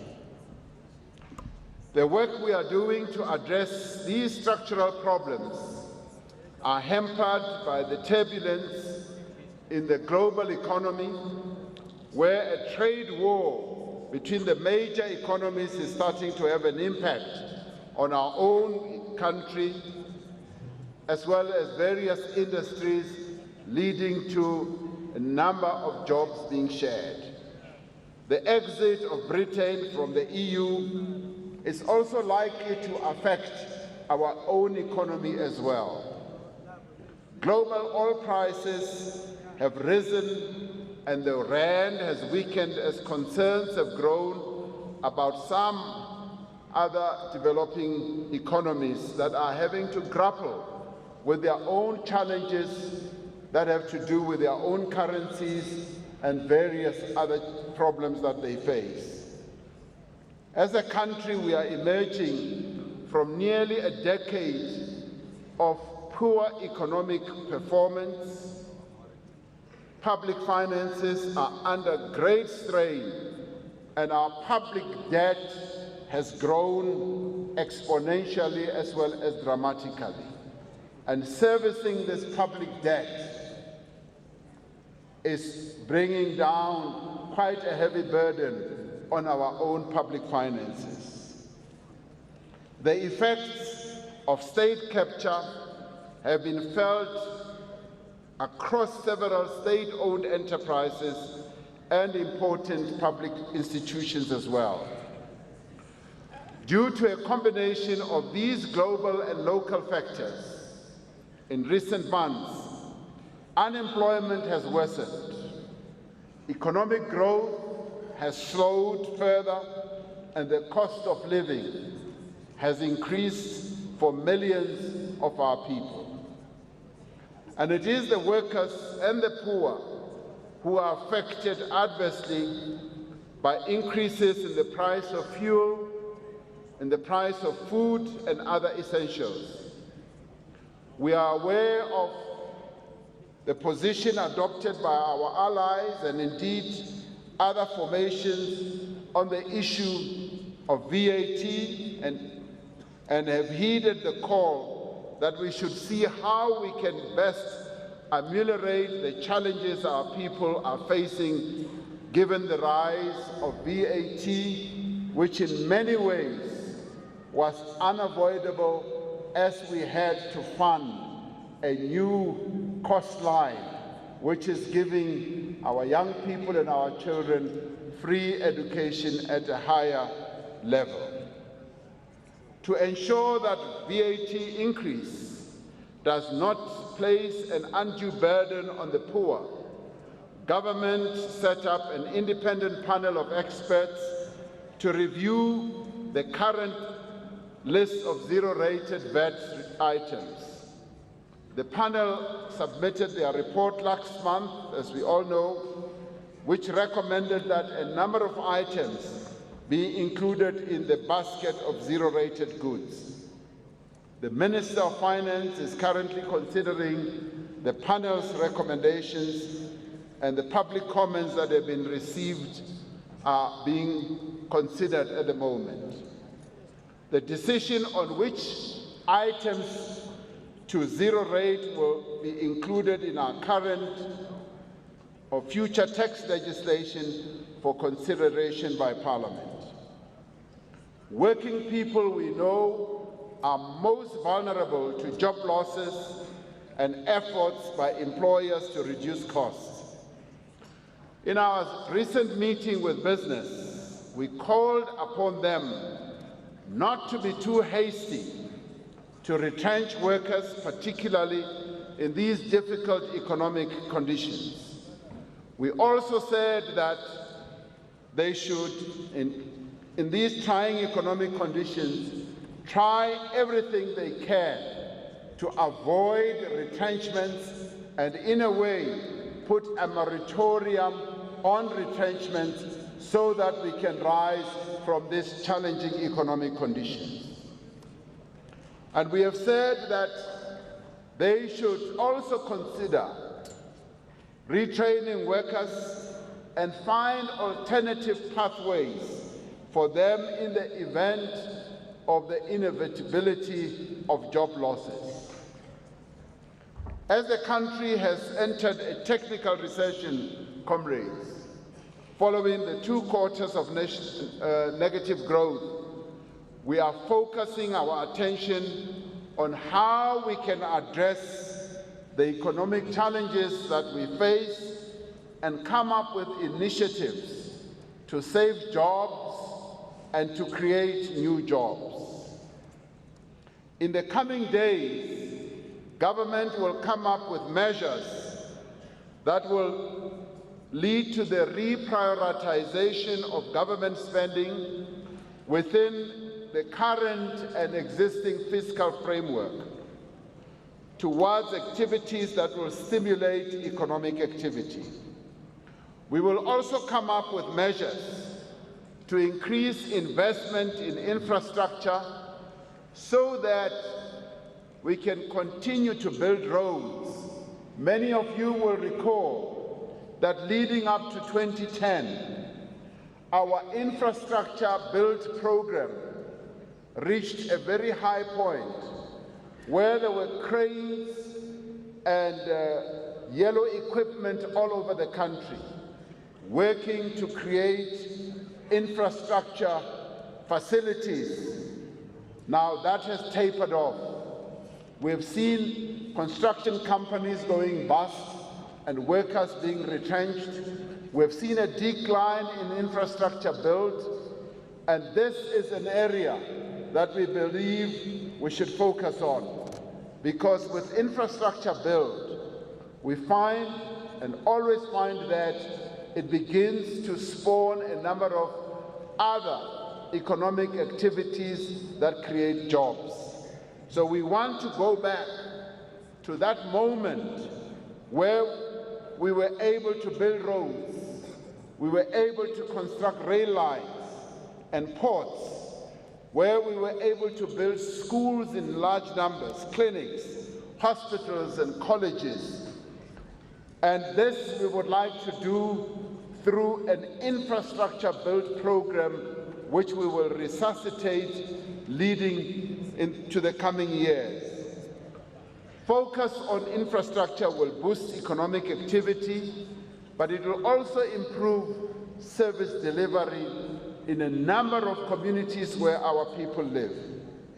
The measures will include a set of economic reforms covering issues such as mining, dealing with the mining charter, as Comrade President Stu Motlamini was saying, in telecommunications, where we deal with the issues of the spectrum, with tourism, where we open up the country to invite more and more tourists and enable them to come to our country, leading to the creation of more jobs.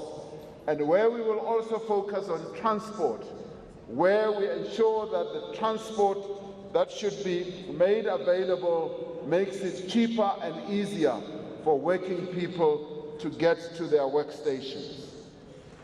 This will remove blockages to growth in those important growth sectors and improve investor confidence. These, comrades, are necessary steps and immediate responses that we would like to make to the current challenges that we face. We've taken the view that with the economic challenges that we face, given rise to by these 2 quarters of low growth or negative growth, government cannot sit by and not do anything. So we will be seeking then to focus attention on ensuring that we improve agriculture, focus on agriculture, and enable our people, our compatriots who are involved in agriculture, particularly emerging farmers, are able to get the support that they need, because agriculture has shown in the past to be a great job creator and to be a good contributor to the growth of our economy. So we'll be focusing on that. We'll also be focusing on the township economy, and we will also be focusing on small and medium enterprises. With all these policy initiatives, as well as other measures that we will take, we're hoping that we should be able to re-crank the economy back into better activity. This builds on work, comrades, already underway and establishes a platform for sustainable and inclusive growth into the future. It is because of the urgency of addressing these challenges that as social partners, we are also finalizing another important initiative that you, as Cosatu, have called for, that we should have a job summit. A job summit where all the social partners will come to the fore and talk about how we are going to create jobs. Because the 54th Conference of the African National Congress focused largely on jobs and jobs and jobs. And this is part of the program that we are involved in to ensure that we create jobs. The summit, the job summit, will agree on concrete and specific interventions to drive job creation and to ensure also job retention. Because it is one thing to create jobs, but at the same time, we strongly believe that we should be able to retain the jobs that our people are involved in right at the moment. Under the auspices of NEDLAC, government, labor, business and communities have been debating a range of proposals. Truth be told, comrades, there are some difficult discussions that we still need to have to ensure that the summit has a meaningful impact on unemployment, and that there is still much work to be done, but we are confident that when we do finally get to the job summit, we will be able to have good proposals. And this places a responsibility on Cosatu, and indeed on this Congress, to come up with proposals on how we can create jobs going forward. The trade union movement is expected to put clear proposals, effective proposals indeed, on how we can create jobs under these testing and trying economic moments that we are living under. So this Congress is being held at the most opportune time, where we are required to come up with really cutting-edge and clever proposals on how our economy can create jobs. And comrades, it is in this regard that we would like you, yes, as Cosatu, to come up with proposals on how we deal with the structure of our economy. As we have said, some of the challenges that we face have their origins and roots in the structure of our economy. We therefore want Cosatu to come up with clear proposals on how we move forward. If there ever was a time when Cosatu should come to the place when Cosatu should come up with clear proposals, this is the time. Your hour has arrived, Cosatu. Put proposals on the table.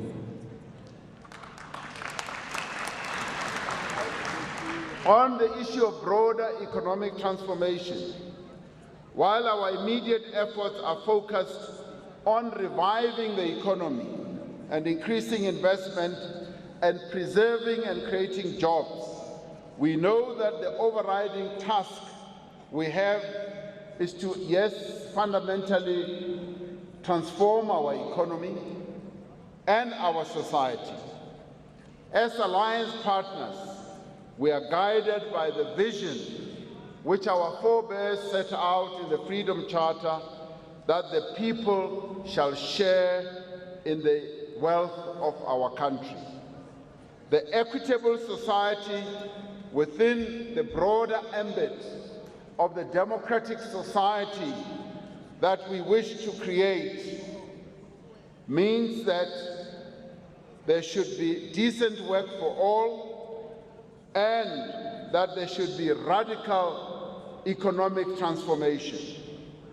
The 54th National Conference of the ANC reaffirmed that what we are really striving for is an economy that is inclusive within the realms of a mixed economy, and with the state continuing to play a key role in the ownership of state-owned enterprises, enterprises that should drive economic growth and deliver a better life for our people.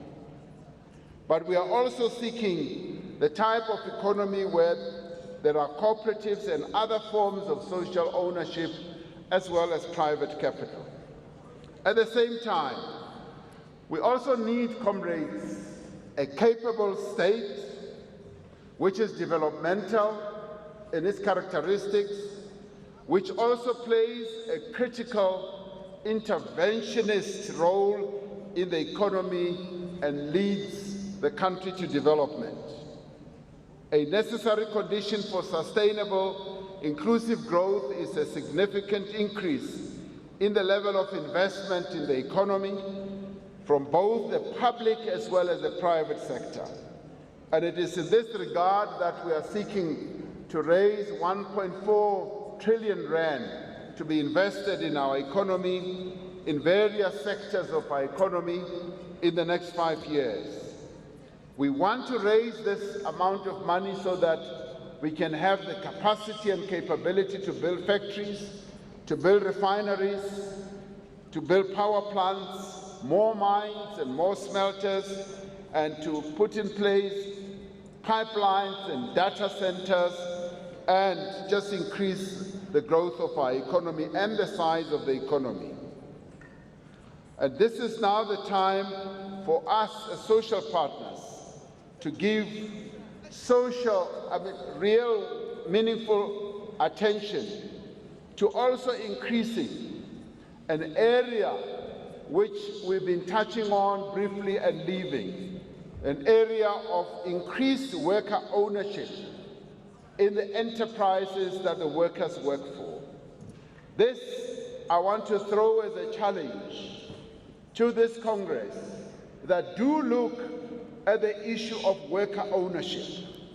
And it should be an issue that you as workers drive, and it should not be driven by employers. But there's another aspect to this. Another aspect is, as unions, we need to get involved in the decision-making processes of the companies that we work for.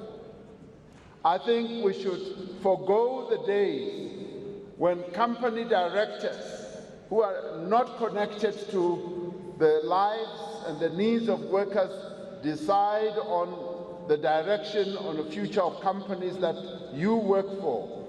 We need to get involved, yes, on the shop floor, in the boardroom, on management structures of the companies that we work for. And I know in Cosatu there is a fear about getting involved in the decision-making of companies. And I say, comrades, let's grow up. Let us get involved in the direction of our companies. Let us get involved in how those companies are run.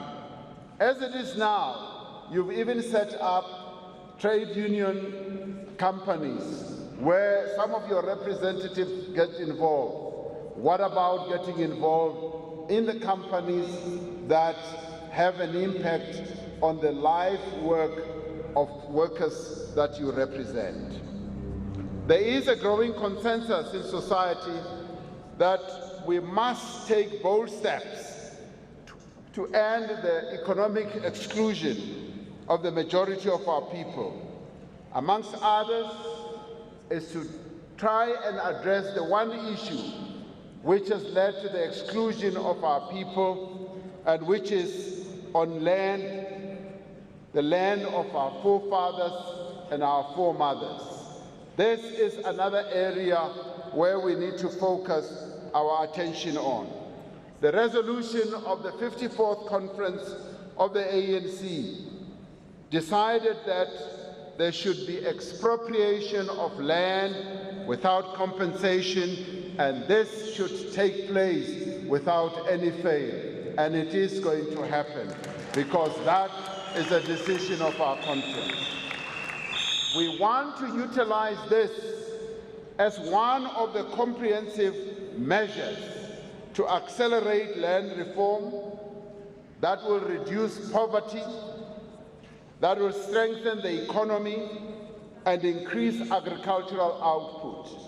And for those who think that this program of land reform means that we are going to give land to the elite, I want to make it very clear that our land reform program is not about giving land to the elite. It is about giving land to the ordinary people in our country, and not the chosen few. We also, as we address issues of the growth in our economy, need to address the issue of the glaring skills deficit. We are encouraged by the massive expansion of early childhood development, by the nearly universal access to basic education, and by the huge increase in university enrollment and colleges enrollment. These developments, taken together with an improvement in the quality and relevance of what is taught, will significantly reduce poverty and inequality in years to come. However, we need to dedicate greater attention to providing skills, work experience to those who are already in the workforce, both employed and unemployed. If we are to have a skills revolution, which is precisely what our country needs, we need to increase the pace as well as the scale of in-service training. We need to increase apprenticeships, internships, and work experience programs. From its formation, Cosatu has led the struggle for effective worker education that improves the capability and opportunities of workers while contributing to greater productivity. This is the task that business, government, and labor needs to prioritize. And as we do so, we must ensure that we are prepared for the profound changes that will alter the nature of work in the coming decades. Comrades, this conference also needs to deal with the changing patterns of work. The world of work is changing. At the ILO level, there's a commission that was set up to look at how work has been changing and how this process of work that is changing is dislodging so many working people in the world. This gives rise to both opportunities and challenges. Technological change will look will lead to the destruction of certain types of jobs and the creation of others. It will change the way work is organized, with a sharing economy leading to new arrangements between those who work and those who own work platforms. While technology will lead to reallocation of tasks between humans and machines, it also offers innovation and flexibility. Learning and work will become more closely intertwined over a lifetime. So this Congress needs to focus on this issue of work, because in the end, those who are most affected are the working people in our country. We will need to develop a social compact of the future of work to ensure that our response is guided by principles of social justice and equality. And this is where we are called upon to come up with working and workable proposals and solutions on how we address the world of work as it changes, as machines begin to replace human beings, and as technology, particularly the fourth industrial revolution, as it comes towards us, Cosatu and working organizations must have a response. And this is what this conference must also address itself to. One of the most immediate and difficult challenges that now confronts us is how the public service is structured. Many of your unions, many of Cosatu affiliates have organized workers in the public service.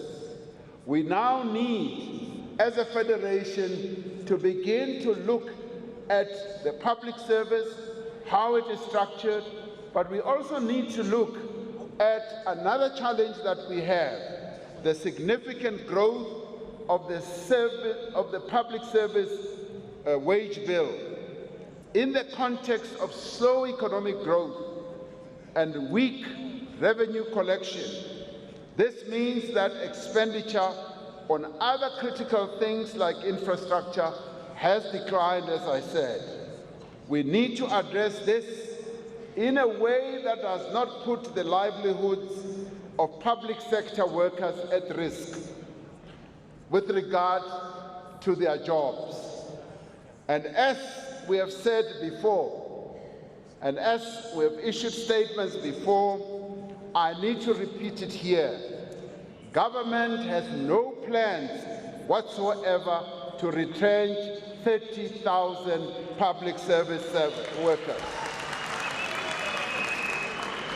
There are no such plans because this has been peddled around. I can say without any equivocation that there are no such plans to retrench 30,000 workers. The mass retrenchment of public servants is not under consideration. On the reconfiguration of the state that we announced during the State of the Nation address, what we sought to do is that we are going to commence work on how the state is configured and how best we can make the state machinery much more efficient, much more effective, so that it can provide a service to our people as a whole. So I need to make it clear that that work is underway, and that work is going to look at how we have a state that is more functional, a state that operates well, that is a well-oiled machine. And we will be looking, yes, at various government departments and how those can be reconfigured to be able to serve our people effectively going forward. We do need, comrades, as an alliance, to have a thoroughgoing discussion on how we deal with the public sector wage bill, and the broader management of our public finances. We have fortunately agreed that the Alliance should have this type of discussion. And this is the new practice that we are engendering in our Alliance. We are effectively saying, comrades, we must be able to find time to discuss, yes, even difficult issues, where we come up with solutions. And the starting point of the discussions will be, how can we best come up with integrated solutions, solutions where we work together as an alliance to be able to address the challenges that we have. Over the last few years, we have experienced the devastating effect of state capture and corruption on economic growth and transformation. One of the most important outcomes of the ANC 54th Conference resolutions was a decision to eradicate corruption in all its manifestations and to support the establishment of a commission of inquiry into state capture. The commission, comrades, as we all know, has now started its work, and it is now looking at the full nature and extent of state capture. As a nation, we need to be clear about accountability and consequence management. This should happen without any doubt, and it should happen to ensure that those who are found to have stolen the public resources of our country that were meant for the poor must be prosecuted and the stolen funds must be returned. That should happen, comrades, without any equivocation. Because we cannot afford to have a situation where billions and billions of rands are siphoned and stolen. Billions that were meant to go and fund programs that are meant to improve the lives of our people, and they finally get into the pockets of just a few people. That cannot be, and that cannot be allowed, comrades. And as we do this, it should never be heard that we are pursuing certain people on a prejudicial basis. This should be done on a no favor, no prejudice basis, where we just want to have justice for the people of South Africa. That is all. Now, we salute Cosatu for its consistent stand on state capture and corruption, and urge the Federation not to relent in its campaign to rid our country and the corporate sector of all corrupt elements. We call on those workers in the public sector who have borne witness, who have sat by and witnessed as the resources of our country were being looted, to come forward and participate in the Zondo Commission. This commission offers the nation the opportunity to get to the root of corruption, and it will help us to root out corruption, comrades. Despite the current difficulties, the workers of our country have, in recent times, achieved a number of important victories. President Zuma Dlamini spoke about another key victory that the workers of our country have achieved. Thanks to the tireless and determined campaign that was waged by Cosatu over many years, we will soon implement the country's first national minimum wage.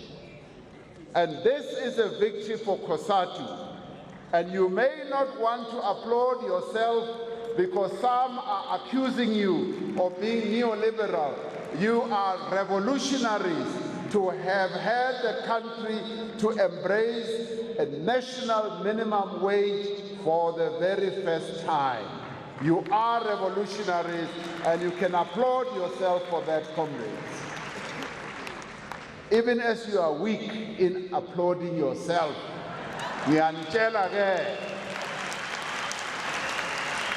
ngoba kwangathi niyasaba, you are afraid to claim this victory. And I know that for a fact, because some in Cosatu were saying, no, I was deputy president then. They were saying, no, deputy president, makube uwe ozokhuluma ngayo, thina we won't talk about it. Because you were afraid. This is your victory. Claim it. Those who criticize you are criticizing you with nothing in hand. You have enabled, comrades, so that you are aware of what this is. You are going to be able to have 6.6 million workers in the Republic of South Africa to earn a wage that is not slavery. Some workers have been earning 500 rand a month, 1,000 rand a month, 2,000 rand a month. And those are workers that are not here. And in this regard, Cosatu has demonstrated that it is indeed the parliament of the workers of this country. And we thank you for that. So it is going to give me pleasure to sign this law, this bill into law. We are going to want to have an occasion as we sign this law because it is revolutionary. It is going to lift 6 million workers out of low wages. It is indeed a historic occasion and achievement, and we are going to want to celebrate it. There is another issue which is also important, which you as workers and as unions of Cosatu need to shine a torch on. That is the safety of workers in the workplace. We cannot have workplaces where workers go to die. We cannot have workplaces where workers end up in the mortuary. We must have safe working places, and it is Cosatu that must lead the charge. Recently, workers who are also working in government buildings have been killed, and Cosatu cannot allow this to happen. I urge you to take the issue of the safety of workers to be a serious matter. In government buildings, every government building must have a safety steward. And a full-time safety steward for that matter, somebody who looks after the safety of the people who work in every government building. Uma ningafuni ukwenza njalo, we will lead you in that process because it is a very important one. In the mines, they have safety stewards, and we want those safety stewards in all those working places to make sure that we look after the safety of working people. We continue, comrades, to take steps to empower the youth of our country, and recently we introduced free higher education for children of the poor and working class, which seeks to ensure that no young person will be denied higher education due to financial constraints. The intervention will make an important contribution to reducing inequality and breaking intergenerational cycle of poverty. We are proceeding with our plans, comrades, to introduce the National Health Insurance, which will make decent health care accessible, affordable to all South Africans. The NHI is here, comrades. It is going to be implemented, whether people like it or not. It is here to stay. Working conditions in the public health sector will improve with increased resources for personnel, infrastructure, equipment, medicines, and supply. As we re-engineer the primary health through the NHI, we will need more healthcare workers in order to make the workforce become more healthier and more productive. Government has set up a war room in the presidency that will oversee the implementation of the NHI and the improvement of health system. Comrades, we are seeking to stabilize a whole number of areas of South African life when it comes to safety and the rule of law. We are doing precisely that, and we are saying that it is the interest of the poor and the working class that we need to uphold the rule of law and maintain order and stability.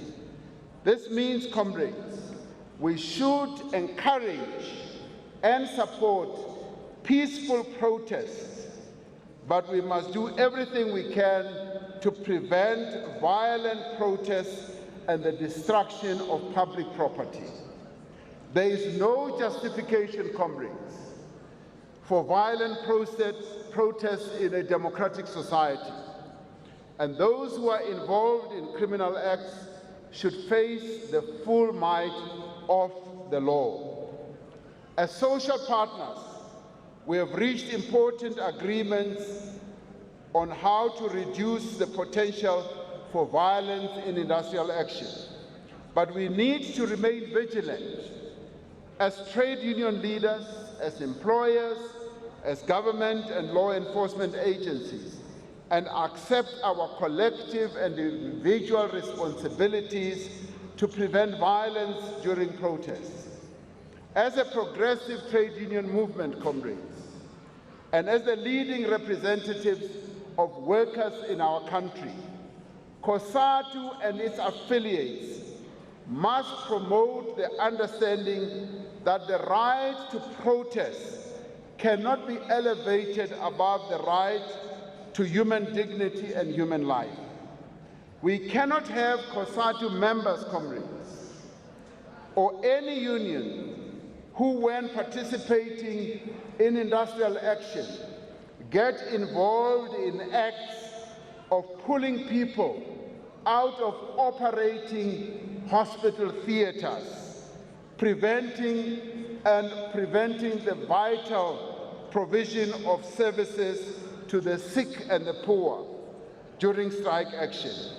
And we call upon all workers to ensure that we respect each other's basic human rights and the rights of all who are involved in any endeavor. Comrades, the sights that we have seen at times when there has been industrial action by some of the members of our unions has not been pleasing to the eyes of all South Africans. And we cannot have a situation where when we protest, comrades, we put in danger the lives of even women who are in the process of giving birth. We cannot do so, and comrades, that should not be allowed. Ngiyacela, comrades, because none of us would ever want to have any one of our partners in the process of giving birth have that process interrupted, have them wheeled out of theater because we are involved in industrial action. We plead and we pray that what we have seen in the past should be something that we will never see again in our country. And I hope we pledge to that as members of Cosatu.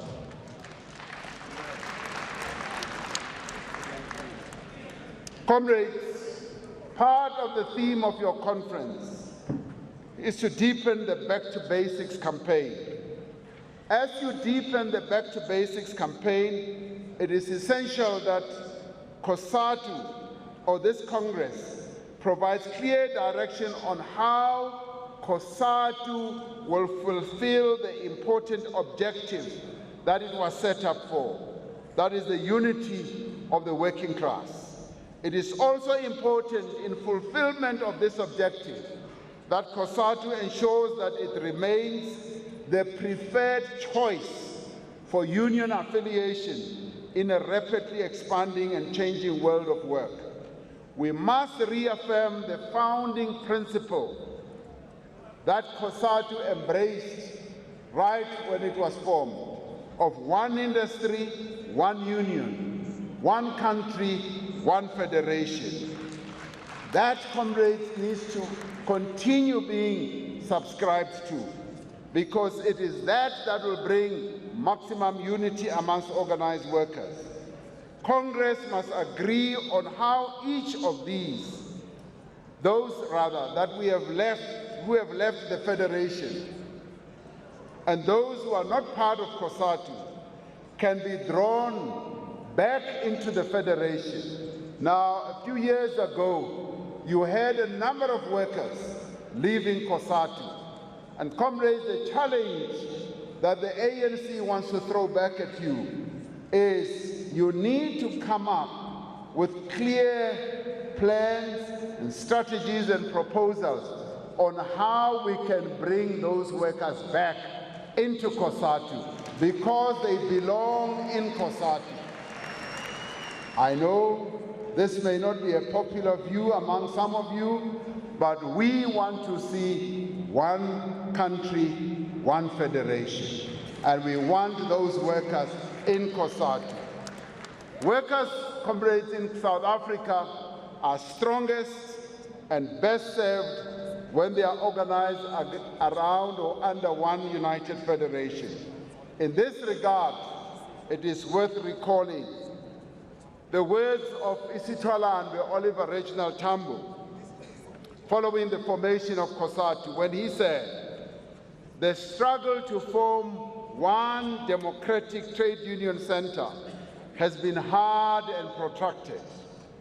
Many comrades have spent countless hours working to achieve the result that was consummated with the formation of Cosatu. We all acted in this manner, convinced of the need for the unity of the working class in our country, of the imperative to defend and to advance the interests of this class, and the necessity for the organized, united, and conscious workers to remain in the front ranks and as an integral part of the mass army of the revolution. The formation of Cosatu, O.R. Tambo continued, has therefore added enormously to the strength of the democratic movement as a whole, and is a victory which this movement must defend at all costs." Close quotes. Now, as the ANC, we are steadfast in our support for Cosatu as a progressive and revolutionary movement dedicated to defend and to advance the interests of the working class. The ANC will never go back on our support for Cosatu. That is sacrosanct, and that is permanent and forever. You can bank on that. It will always be there.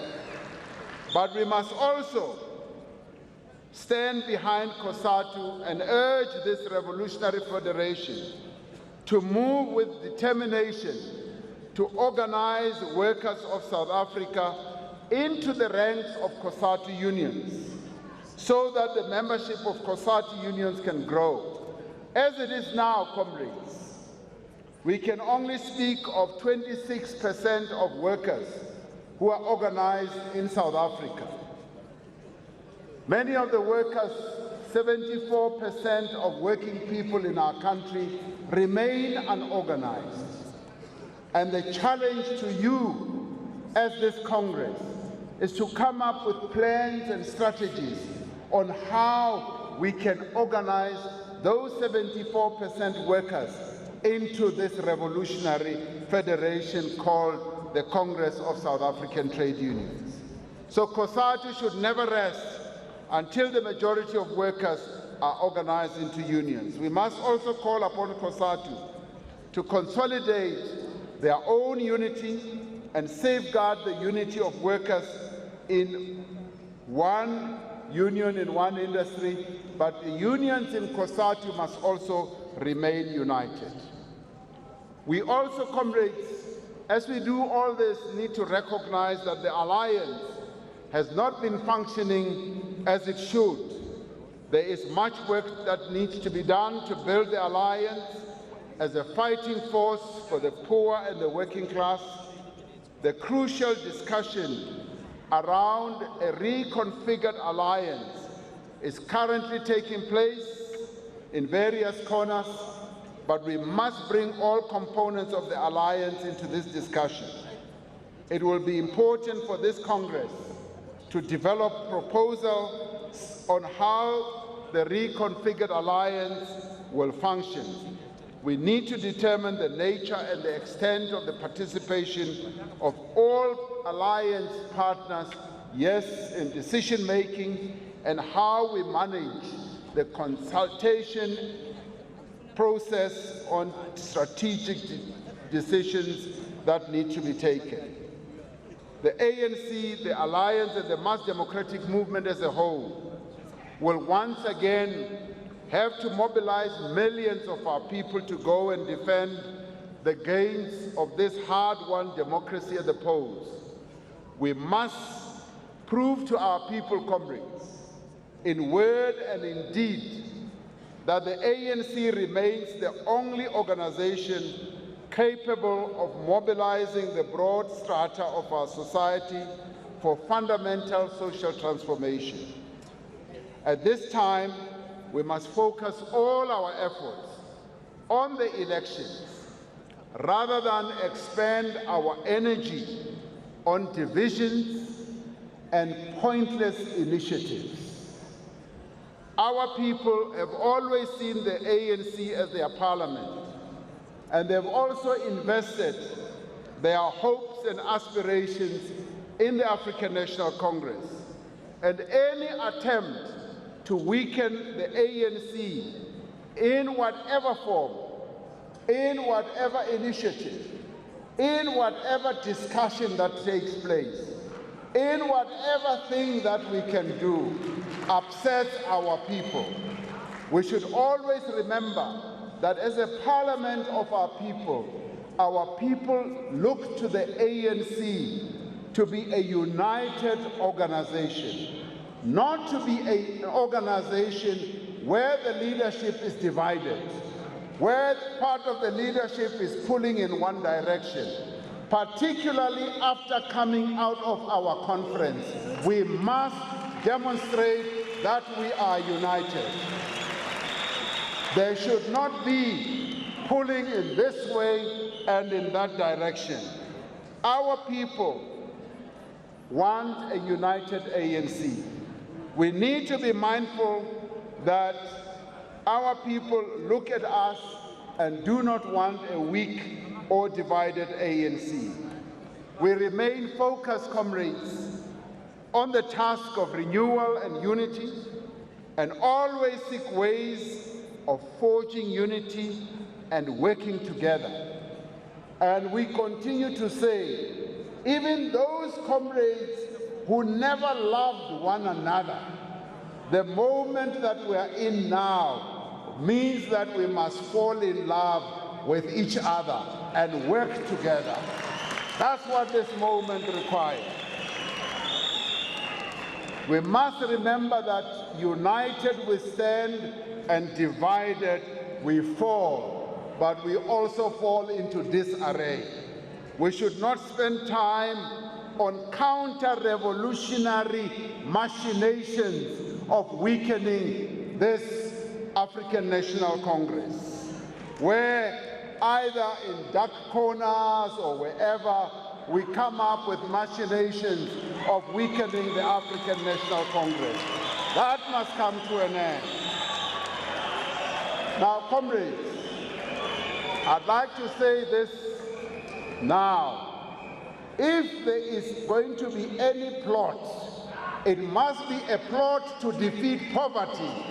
That must be the type of plot that we want. It must be a plot to end poverty in our country. And if we are going to plan, let us plan the growth of our economy. Let us invest our energies in transforming the economy of our country and waste time playing marbles with the hopes of our people. That is what we should be doing.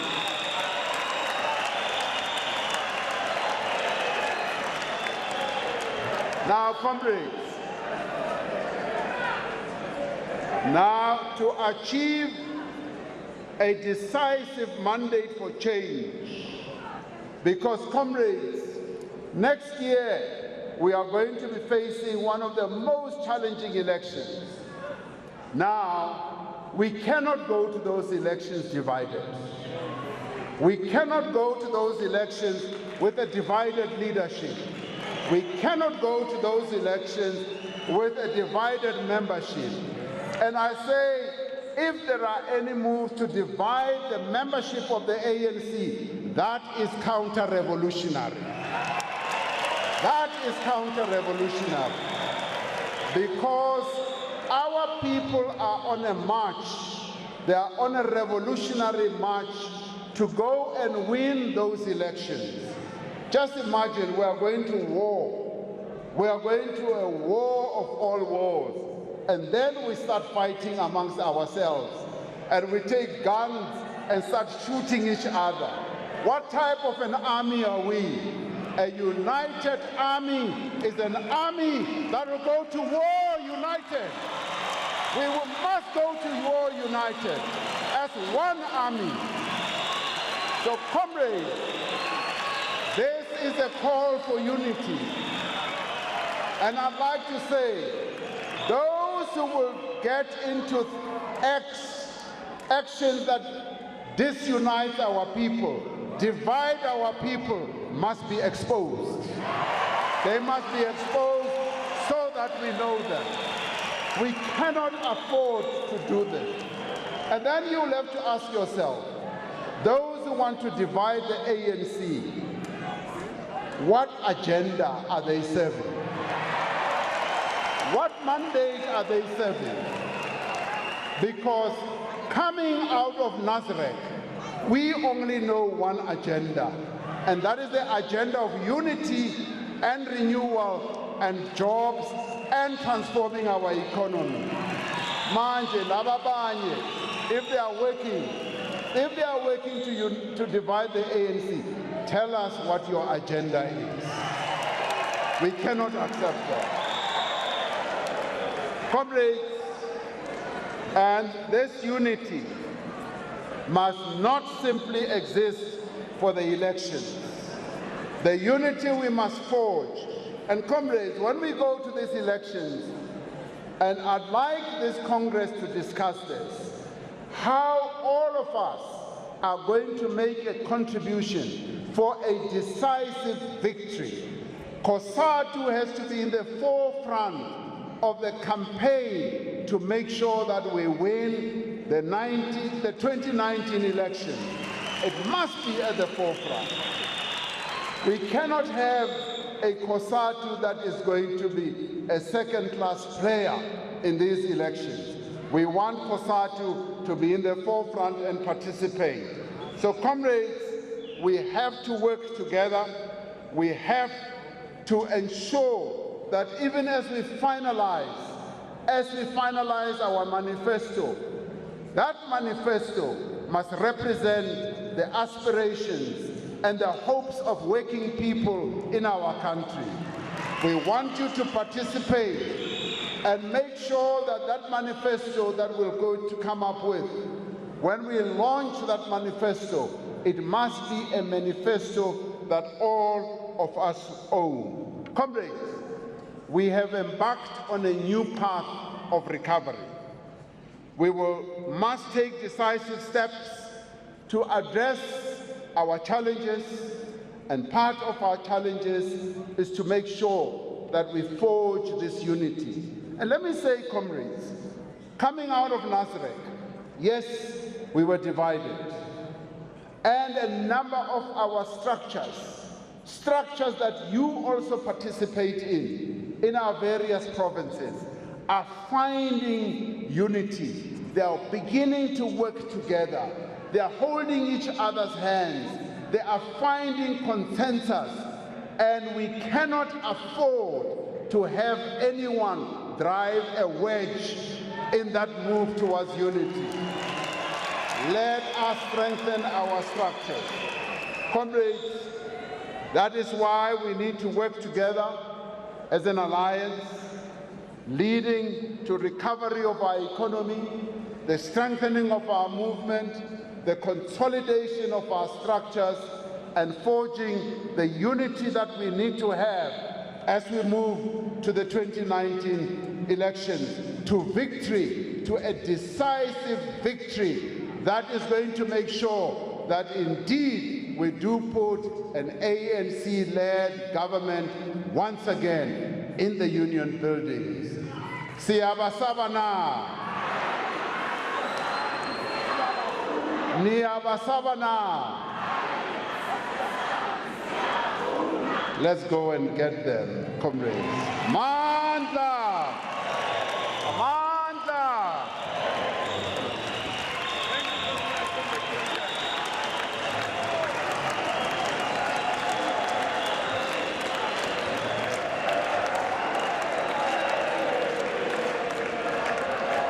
Amanda! Amanda!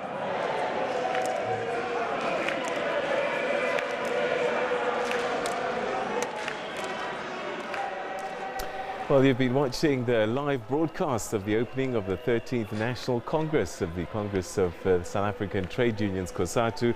The president of the ANC, Cyril Ramaphosa, has just finished addressing delegates, and he began by talking about the new start for the ANC after the Nasrec ANC elective conference and the work that has been done since. And he then turned his attention to the economy, saying that economic challenges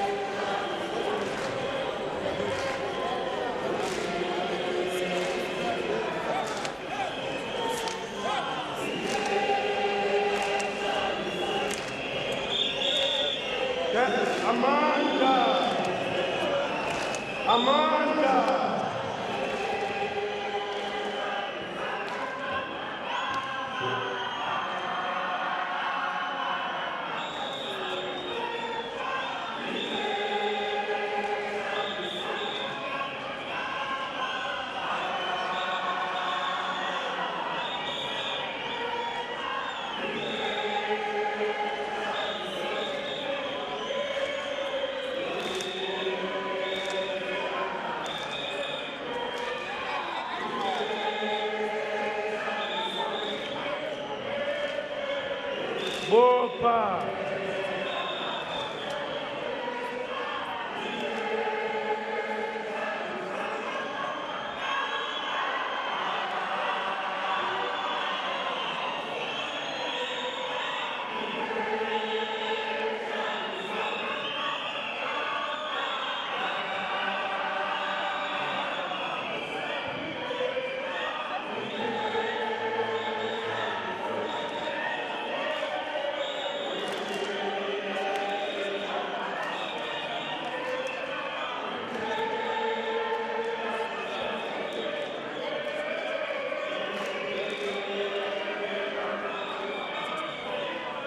Amanda!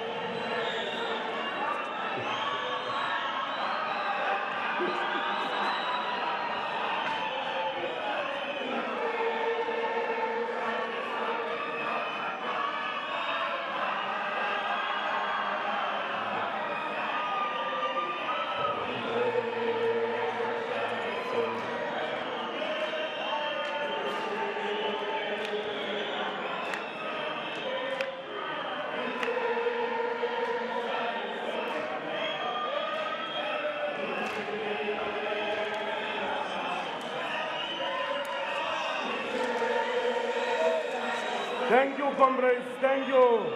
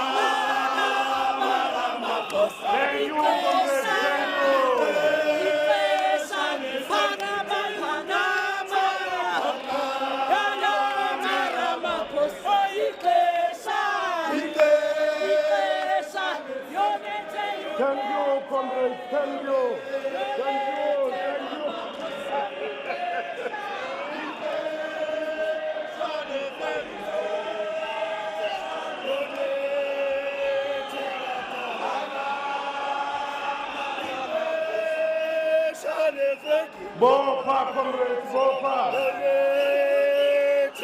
Please, we're pleading with you.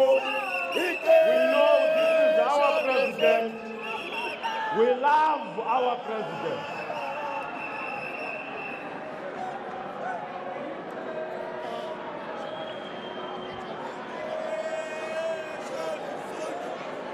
Thank you, comrades.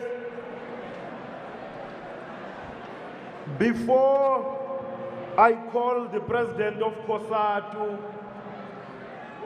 to thank the president of the ANC,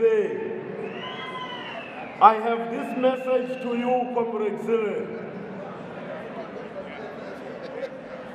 Before I call the president of the of Cosatu to thank you officially, I have this message for you, Comrade President Cyril.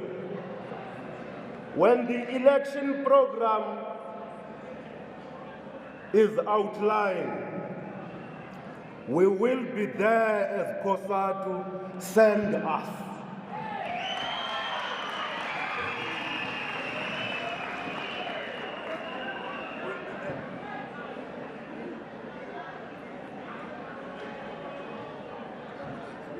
Thank you very much, Comrade President.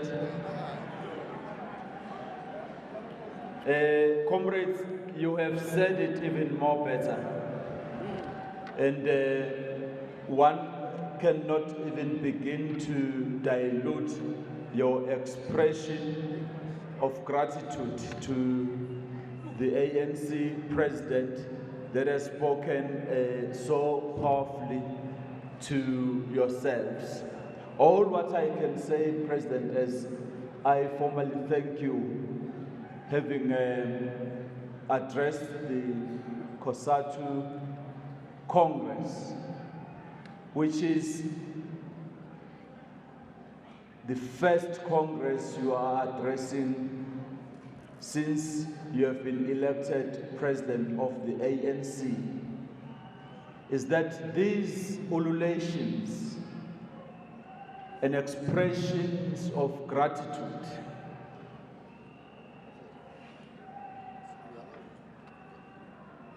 are expressed with the belief that the leadership of the African National Congress,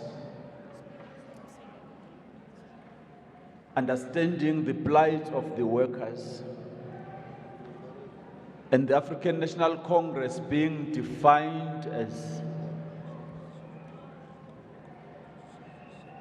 holding a biasness towards the working class as it engages on issues which have eloquently been expressed by yourself here. That element of the broad thrust of the characterization of the ANC being an organization with a biasness towards the working class is going to be to what informs things that we do. We understand that the ANC is a contested multi-class formation, but it was not business that was standing here ululating. It was the workers, the working class. Your forest, and the only forest where you can hide in times of trouble. Remember that. We thank you very much, President.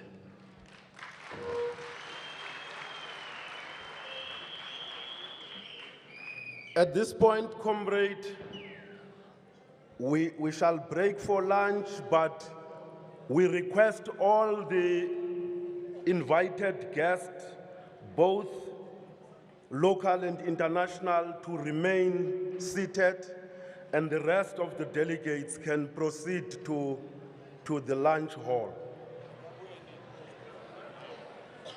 We are breaking for 1 hour, comrade. 1 hour. 5:30, we must all be seated here.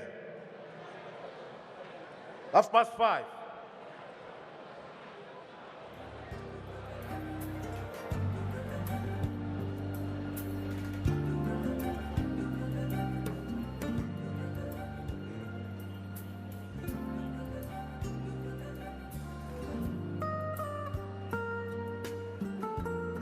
Comrade Jan Mahlangu, can you come over here? Comrade Jan Mahlangu. There's a phone by Tole somewhere there. The owner of that phone must come in. There's a lost and found phone. No.